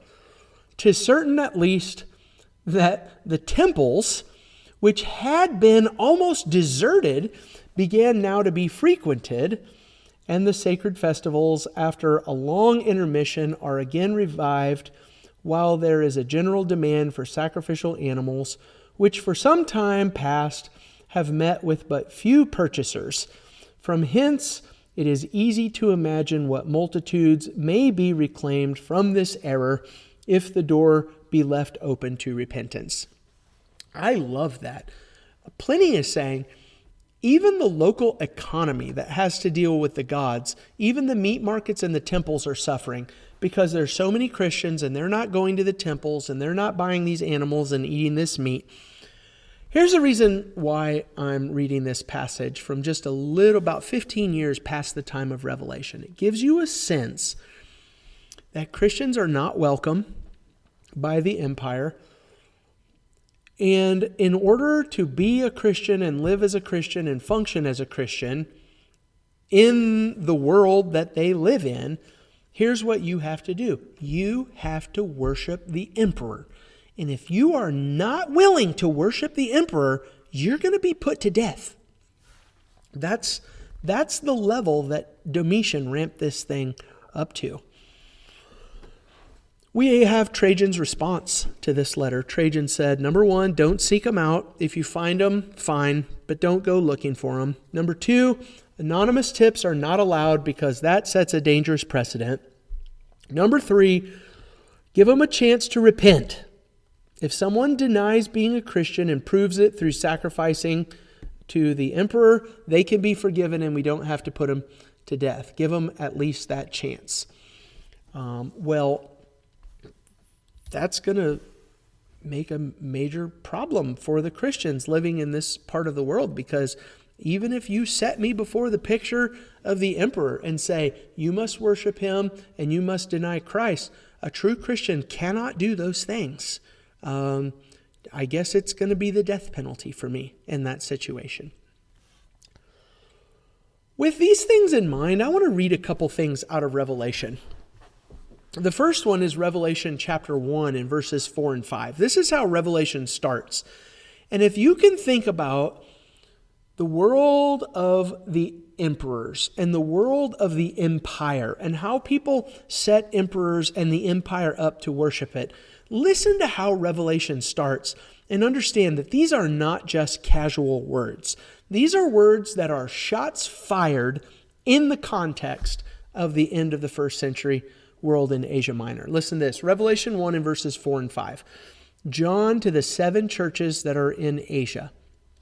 Grace to you and peace from him who is and who was and who is to come.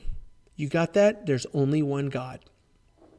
And from the 7 spirits who are before his throne, and from Jesus Christ, the faithful witness, the firstborn of the dead, and the ruler of kings on earth. To him who loves us and freed us from our sins by his blood. And the letter just goes on after that. I also want to read Revelation 4. Let's see if I get bored with it, but I really want to read the whole chapter, Revelation 4. Because I want you to imagine these emperors at the end of the first century who say, you have to worship me, I am one of the emperors. Think about Revelation 4 in that context, starting in verse 1. After this I looked, and behold, a door standing open in heaven. And the first voice which I heard speaking to me like a trumpet said, come up here, and I will show you what must take place after this. At once I was in the Spirit, and behold, a throne. You got that? Who's sitting on the throne? A throne stood in heaven, with one seated on the throne. And he who sat there had the appearance of jasper and carnelian. And around the throne was a rainbow that had the appearance of an emerald. Around the throne were 24 thrones, and seated on the thrones were 24 elders, clothed in white garments with golden crowns on their head. So here's the emperor. He's going to dress himself up like Apollo and build statues that are 100 feet high and statues out of gold. And we're going to look at the emperor, and we're going to be surrounded by this choir of people, priests, singing out with their white garments and their crowns of gold. And John says, I saw that vision too. except for I saw who was really sitting on the throne. And I saw the people in white clothes and golden crowns standing around that throne, and they were singing praises to the true King in heaven. Verse 5. From the throne came flashes of lightning and rumblings and peals of thunder, and before the throne were burning 7 torches of fire, which are the 7 spirits of God. And before the throne there was, as it were, a sea of glass like crystal. I can't wait to get there and talk about that. And around the throne, on each side of the throne, are 4 living creatures full of eyes in front and behind. This is true, all-seeing majesty. The first living creature is like a lion. The second living creature is like an ox. The third living creature is like the face of a man. The fourth living creature like an eagle in flight. An eagle was the symbol of the Roman Empire. And the 4 living creatures, each of them with 6 wings, are full of eyes all around within, and day and night they never cease to say, Holy, holy, holy is the Lord God Almighty, who was and is to come. And whenever the living creatures give glory and honor and thanks to him who is seated on the throne, who lives forever and ever, the 24 elders fall down before him who is seated on the throne and worship him who lives forever and ever. They cast their crowns before the throne, saying, Worthy are you, our Lord and God, to receive glory and honor and power, for you created all things, and by your will they existed and were created. I don't care how much Augustus and the Pax Romana has done for the Roman Empire. There is only one king sitting on the throne who deserves adoration and worship, who has given all things to all people in all places and all times, and our job as Christians is to worship him and no one else. There's something else I want to talk about in this episode. I'm not just dragging this out for the sake of dragging this out. This is really, really important. One of the ways that the imperial cult was enforced upon Christians in a very practical way was through trade guilds called the Caligula. As powerful as Rome was, they did not have the manpower or the bureaucratic bandwidth to micromanage every single person in Asia Minor. It was impossible. They could not do it. And so what they needed was a local enforcement arm and a propaganda mouthpiece that they found in the trade guilds. So let's talk about trade guilds for this part of the podcast. I think when I hear trade guilds, I'm thinking about modern day labor unions. It might be a good place to start, but we're going to have to go way farther down that road in order to understand the trade guilds of the first century. Imagine that you are a silversmith or a baker or a textile merchant or a leather worker. You have to belong to a trade guild. You don't have a choice. If you're going to do your work and feed yourself and support your family, this is something that you have to do. In a lot of ways, these trade guilds were like social security nets. If you got sick, if your shop burned down, you had a built-in network of people who were willing and able to help you out during this time. There's an interesting part about the trade guilds that I'm often fascinated by. There are even burial services that are part of the trade guilds.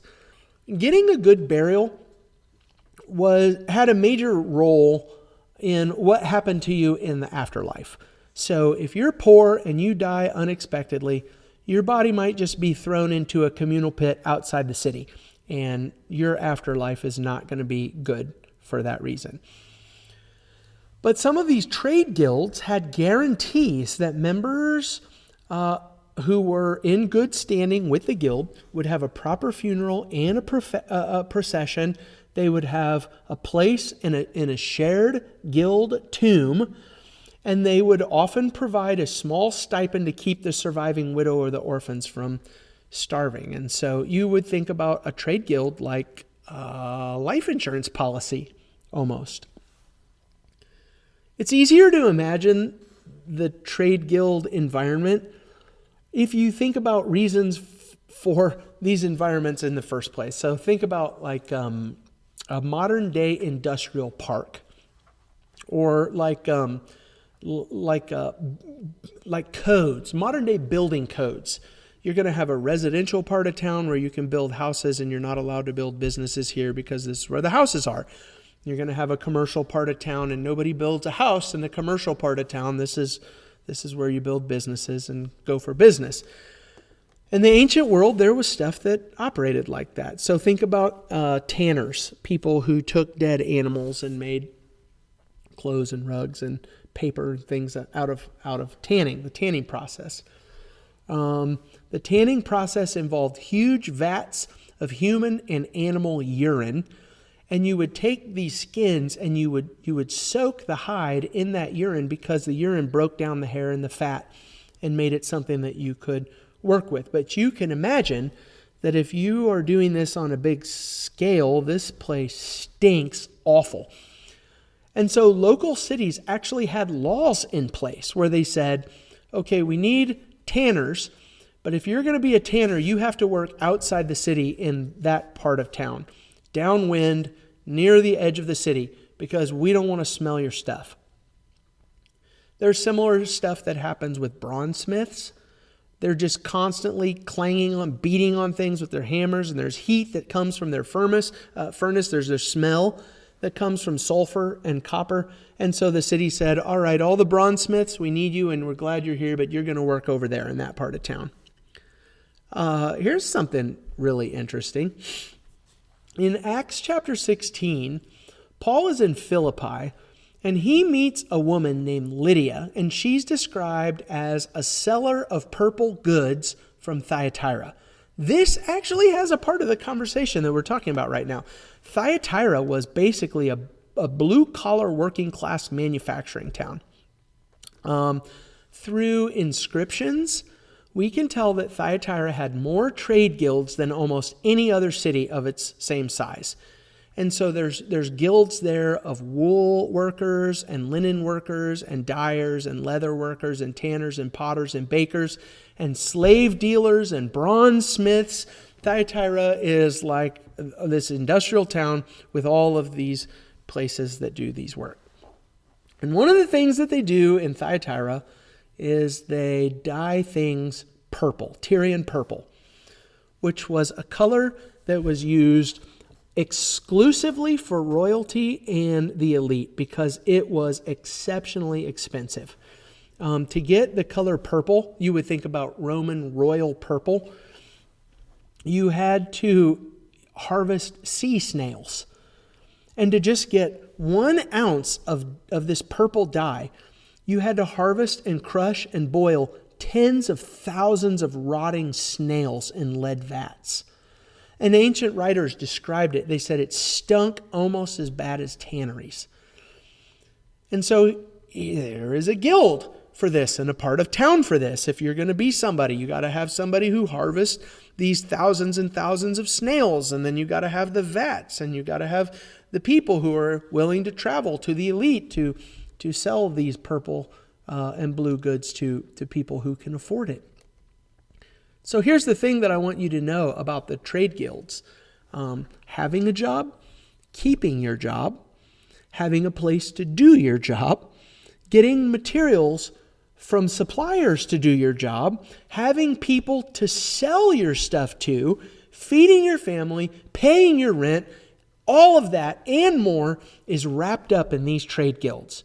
You cannot survive and work and live unless you are a part of the trade guild. Now, here's the catch. The trade guilds become a major problem for Christians because every single guild has a patron god. Bronzesmiths might dedicate their guild to Apollo or Hephaestus. Weavers might dedicate their guild to Athena. And with these guilds, there are regular mandatory feasts to honor these gods who support you and help you in your work as whatever it is that you're doing. And one of the things that we would do at these feasts where we would come together to honor these gods, we would pool all of our dues, all of our money. We would purchase an animal, take it to the temple. The priest would slaughter the animal. They would burn a specific part of that, the fat and the organs, on the altar to the god. And then the rest of the animal was butchered and roasted and served to the guild members at a banquet. And so, this isn't just a Christmas party for the place where I work. I got to be a part of this guild in order to live and support my family. And in order to be a part of this guild, I have to go participate in this worship of a God that's not real and that I don't believe in. And I'm sure that you can imagine these banquets were not nice little family events. They were notoriously raucous with lots of drunkenness. They often involved entertainment that crossed into what the New Testament calls porneia, or sexual immorality. Sometimes there were temple prostitutes present at these events. You see this word in the New Testament. There's a word called idolothuton. You see it 9 different times in the New Testament. And at least in my ESV, most of the time this word is food offered to idols. So I'll give you an example.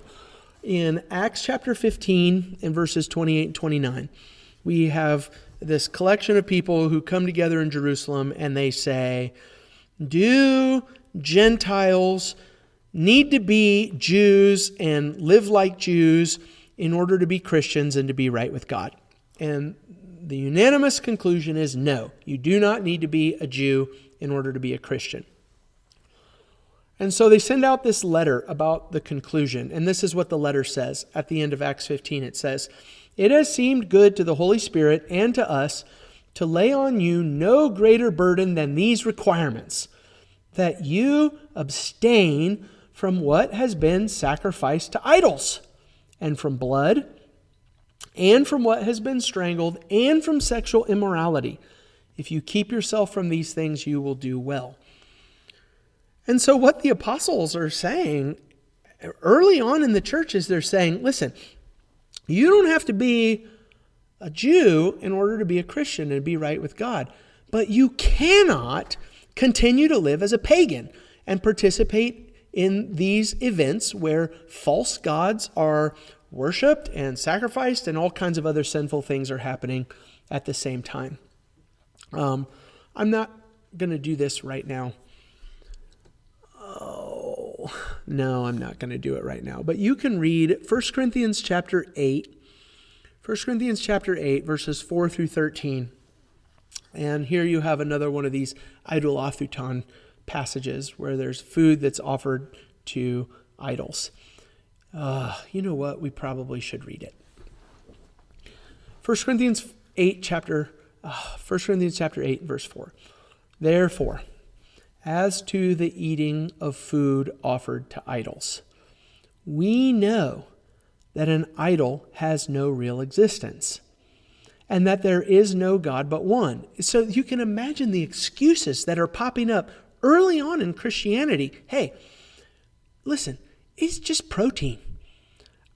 Yeah, everybody else thinks that this piece of meat was sacrificed and offered to this God, but I know that that God is not a real God. So what's the big deal? Verse 5, "For although there may be so-called gods in heaven and earth, as indeed there are many, quote, gods and many, quote, lords, yet for us there is one God, the Father, from whom are all things and for whom we exist, and one Lord, Jesus Christ, through whom are all things and through whom we exist. However, not all possess this knowledge, but some, through former association with idols, eat food as idolothuton, really offered to an idol. And their conscience, being weak, is defiled. Food will not commend us to God. We are no worse off if we do not eat, and no better off if we do. But take care that this right of yours does not somehow become a stumbling block to the weak. For if anyone sees you who have, quote, knowledge eating in an idol's temple, will he not be encouraged if his conscience is weak to eat idolothuton, food offered to idols? And so by your knowledge, this weak person is destroyed the brother for whom Christ died. Thus, sinning against your brothers and wounding their conscience when it is weak, you sin against Christ. Therefore, if food makes my brother stumble, I will never eat meat lest I make my brother stumble. Now here's the reason why I'm making a big deal out of this word idolothuton. Because I think many of us have this conversation and we say, it's just like, hey, the food was taken to the temple, offered on the altar, and then I bought it from the meat market and I took it home, and in my own house, I ate the meat, no problem. There's an author named Ben Witherington, and he's making a case that, no, this is not just about eating protein. I actually want to read a section of what Ben Witherington has to say about this.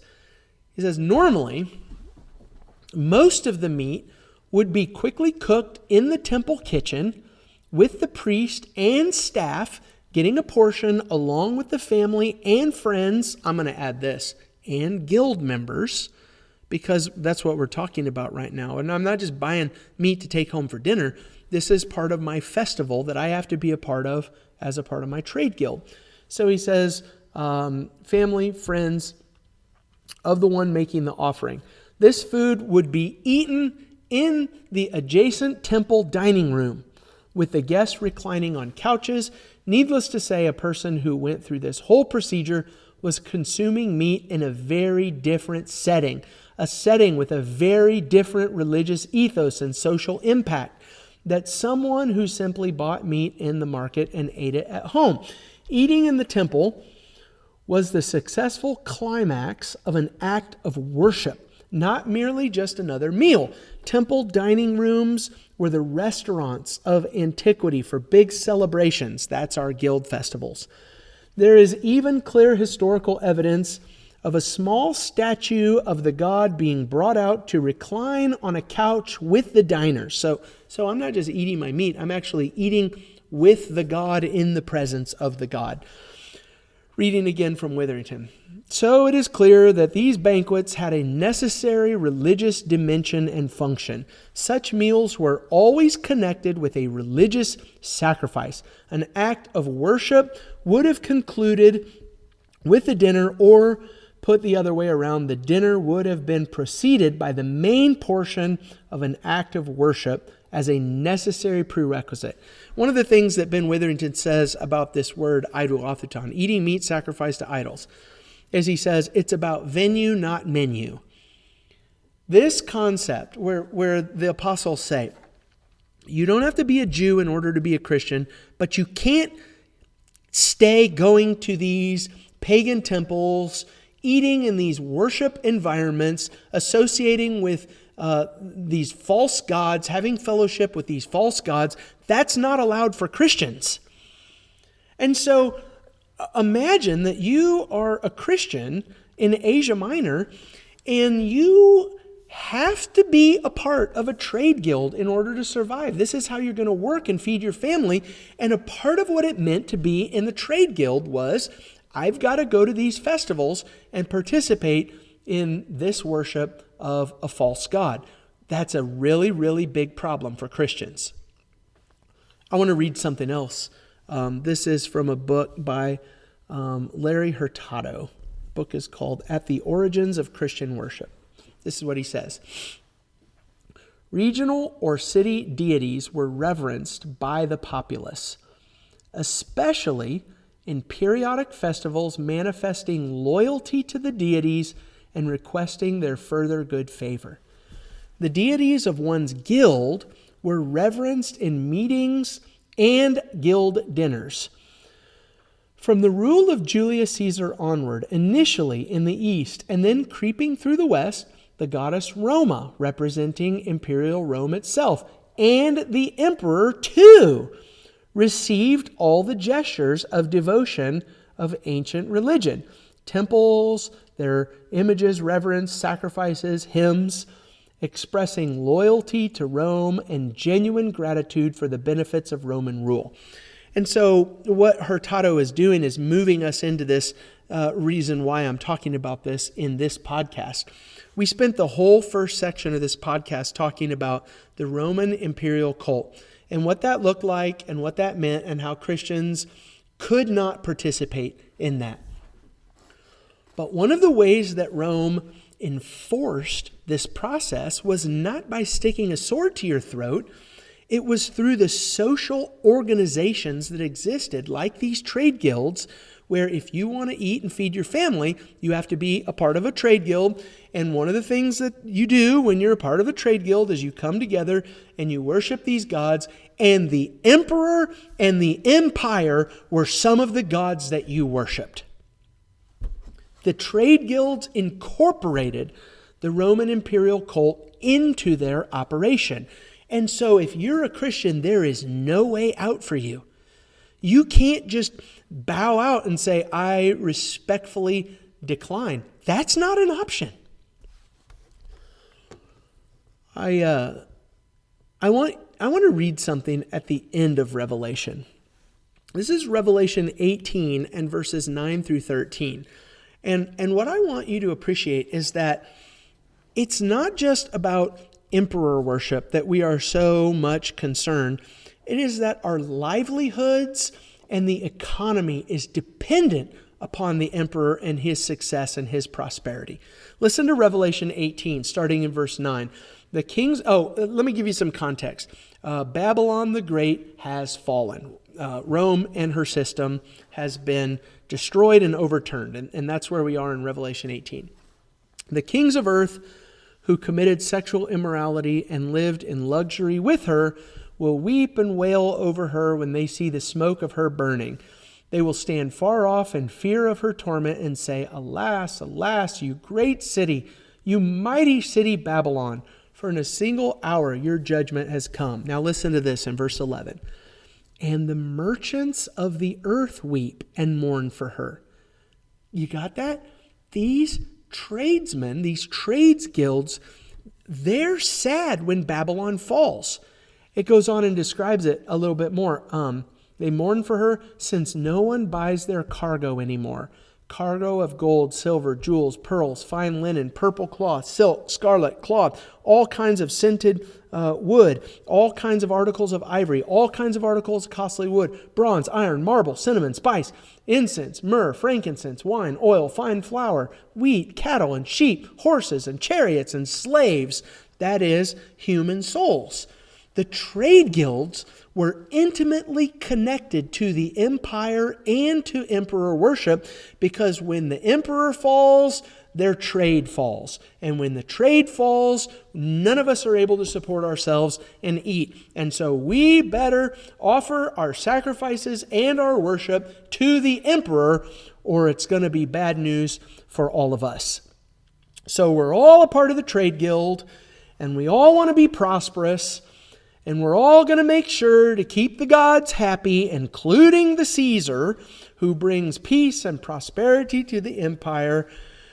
And so you just pour out some of your wine as a sacrifice for the genius of the emperor and offer a little pinch of incense for him. And when the imperial procession parades through town, the guilds are required to participate. And when the guild members get to the part of the parade where you're standing in front of the statue of the emperor, you stop, you offer your incense, you drop the burning coals, you publicly declare your gratitude for the emperor, and you proclaim your allegiance to him. And if you refuse to participate in any of these things, you are completely ostracized. We are talking about apocalyptic level cancel culture.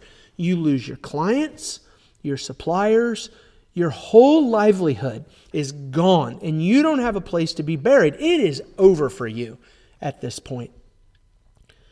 And so can you appreciate with me how intimately connected your daily work and your daily life and these trade guilds and how they operated are connected to the Roman Empire and the Roman Emperor and the Imperial Cult.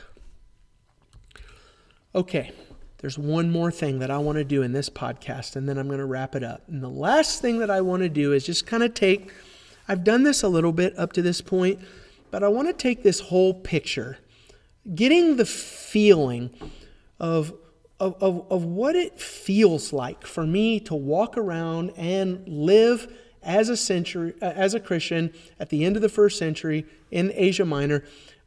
I want to talk about what that looks like for me and what that feels like for me. Let's say that you are a Christian in this situation. You have some things to think about now. What are you going to do in this environment? I think it's even harder than that. Not what are you going to do in this environment legitimately? What is the right thing for me to do? I mean, I can make a case where I can say, you know what? I'm just going to go along to get along and compromise and pretend and go on with my life and be a Christian and worship Jesus.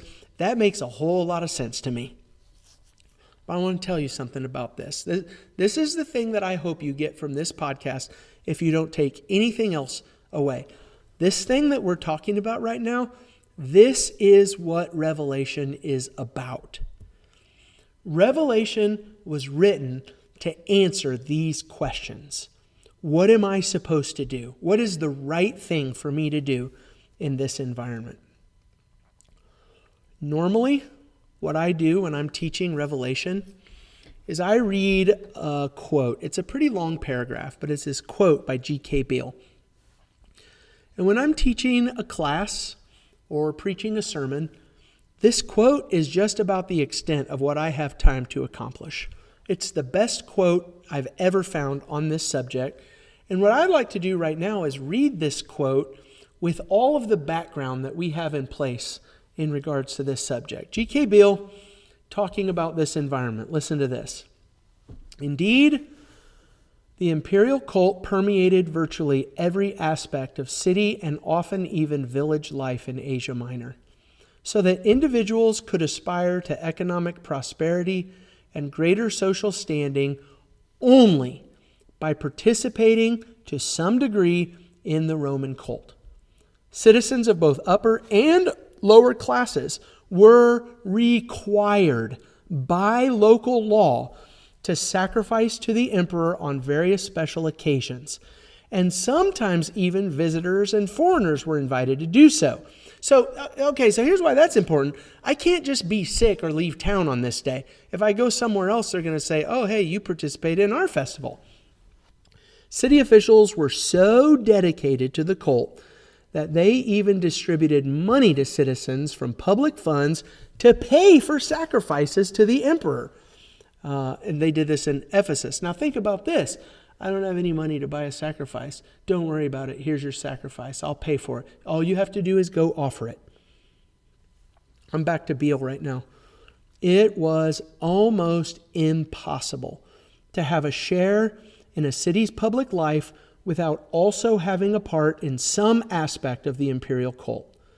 Those refusing to participate were seen as politically disloyal and unpatriotic and would be arrested and punished according to Roman law.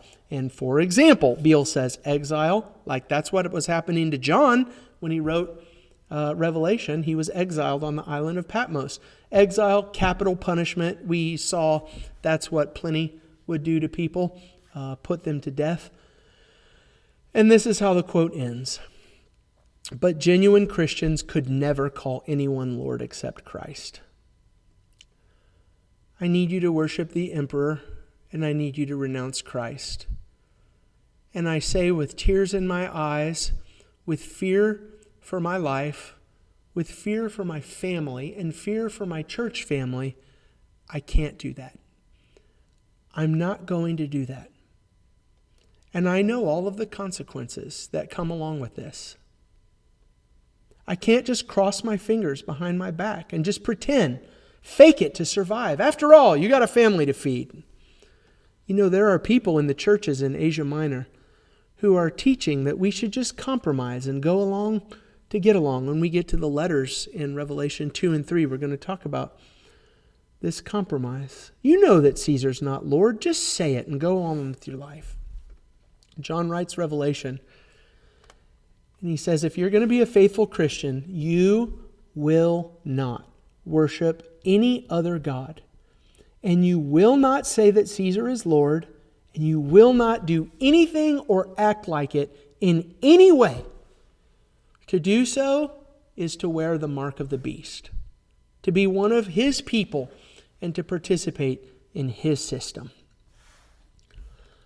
I think that if you read Revelation 13 and probably the whole chapter, you will get this sense about this beast that comes up out of the sea, and he's uttering blasphemous words. He's saying, I am a god, you need to worship me, and he's causing other people to bow down and worship him. And if you don't worship him, there's another beast who is going to make sure that you worship him, like the trade guilds. You are going to do this thing, and you're going to get the mark of the beast. And if you don't participate in this thing, let's read it. Revelation 13, verses 15 through 17. It was allowed, this is the second beast, it was allowed to give breath to the image of the beast, so that the image of the beast might even speak and might cause those who would not worship the image of the beast to be slain. If you don't worship the beast, you're going to be killed. Also, it causes all, both small and great, both rich and poor, both free and slave, to be marked on the right hand or the forehead, so that no one can buy or sell unless he has the mark. That is the name of the beast or the number of its name. You're not going to be able to live and survive unless you participate in this system. With this in mind, I want to read Revelation 21 in verses 6 through 8. This is the very end of Revelation. The very end of Revelation says, it is done. I am the Alpha and the Omega, the beginning and the end. This is the promise. To the thirsty, I will give from the spring of the water of life without payment. To the one who conquers will have this heritage, and I will be his God, and he will be my son.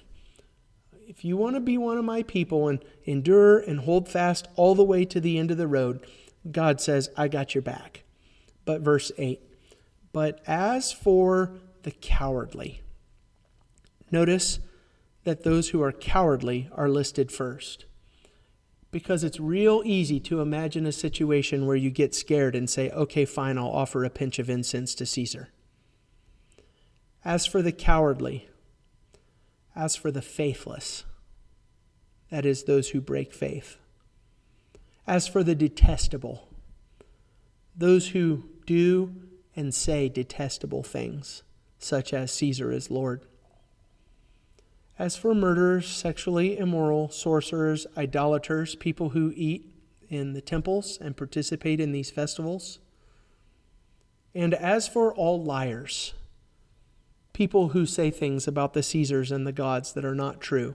As for these people, their portion will be in the lake that burns with fire and sulfur, which is the second death.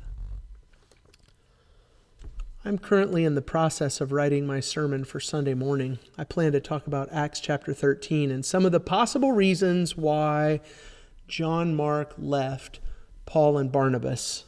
One of the options is because the road from Perga to Pisidian Antioch was a long, hard, dangerous trip.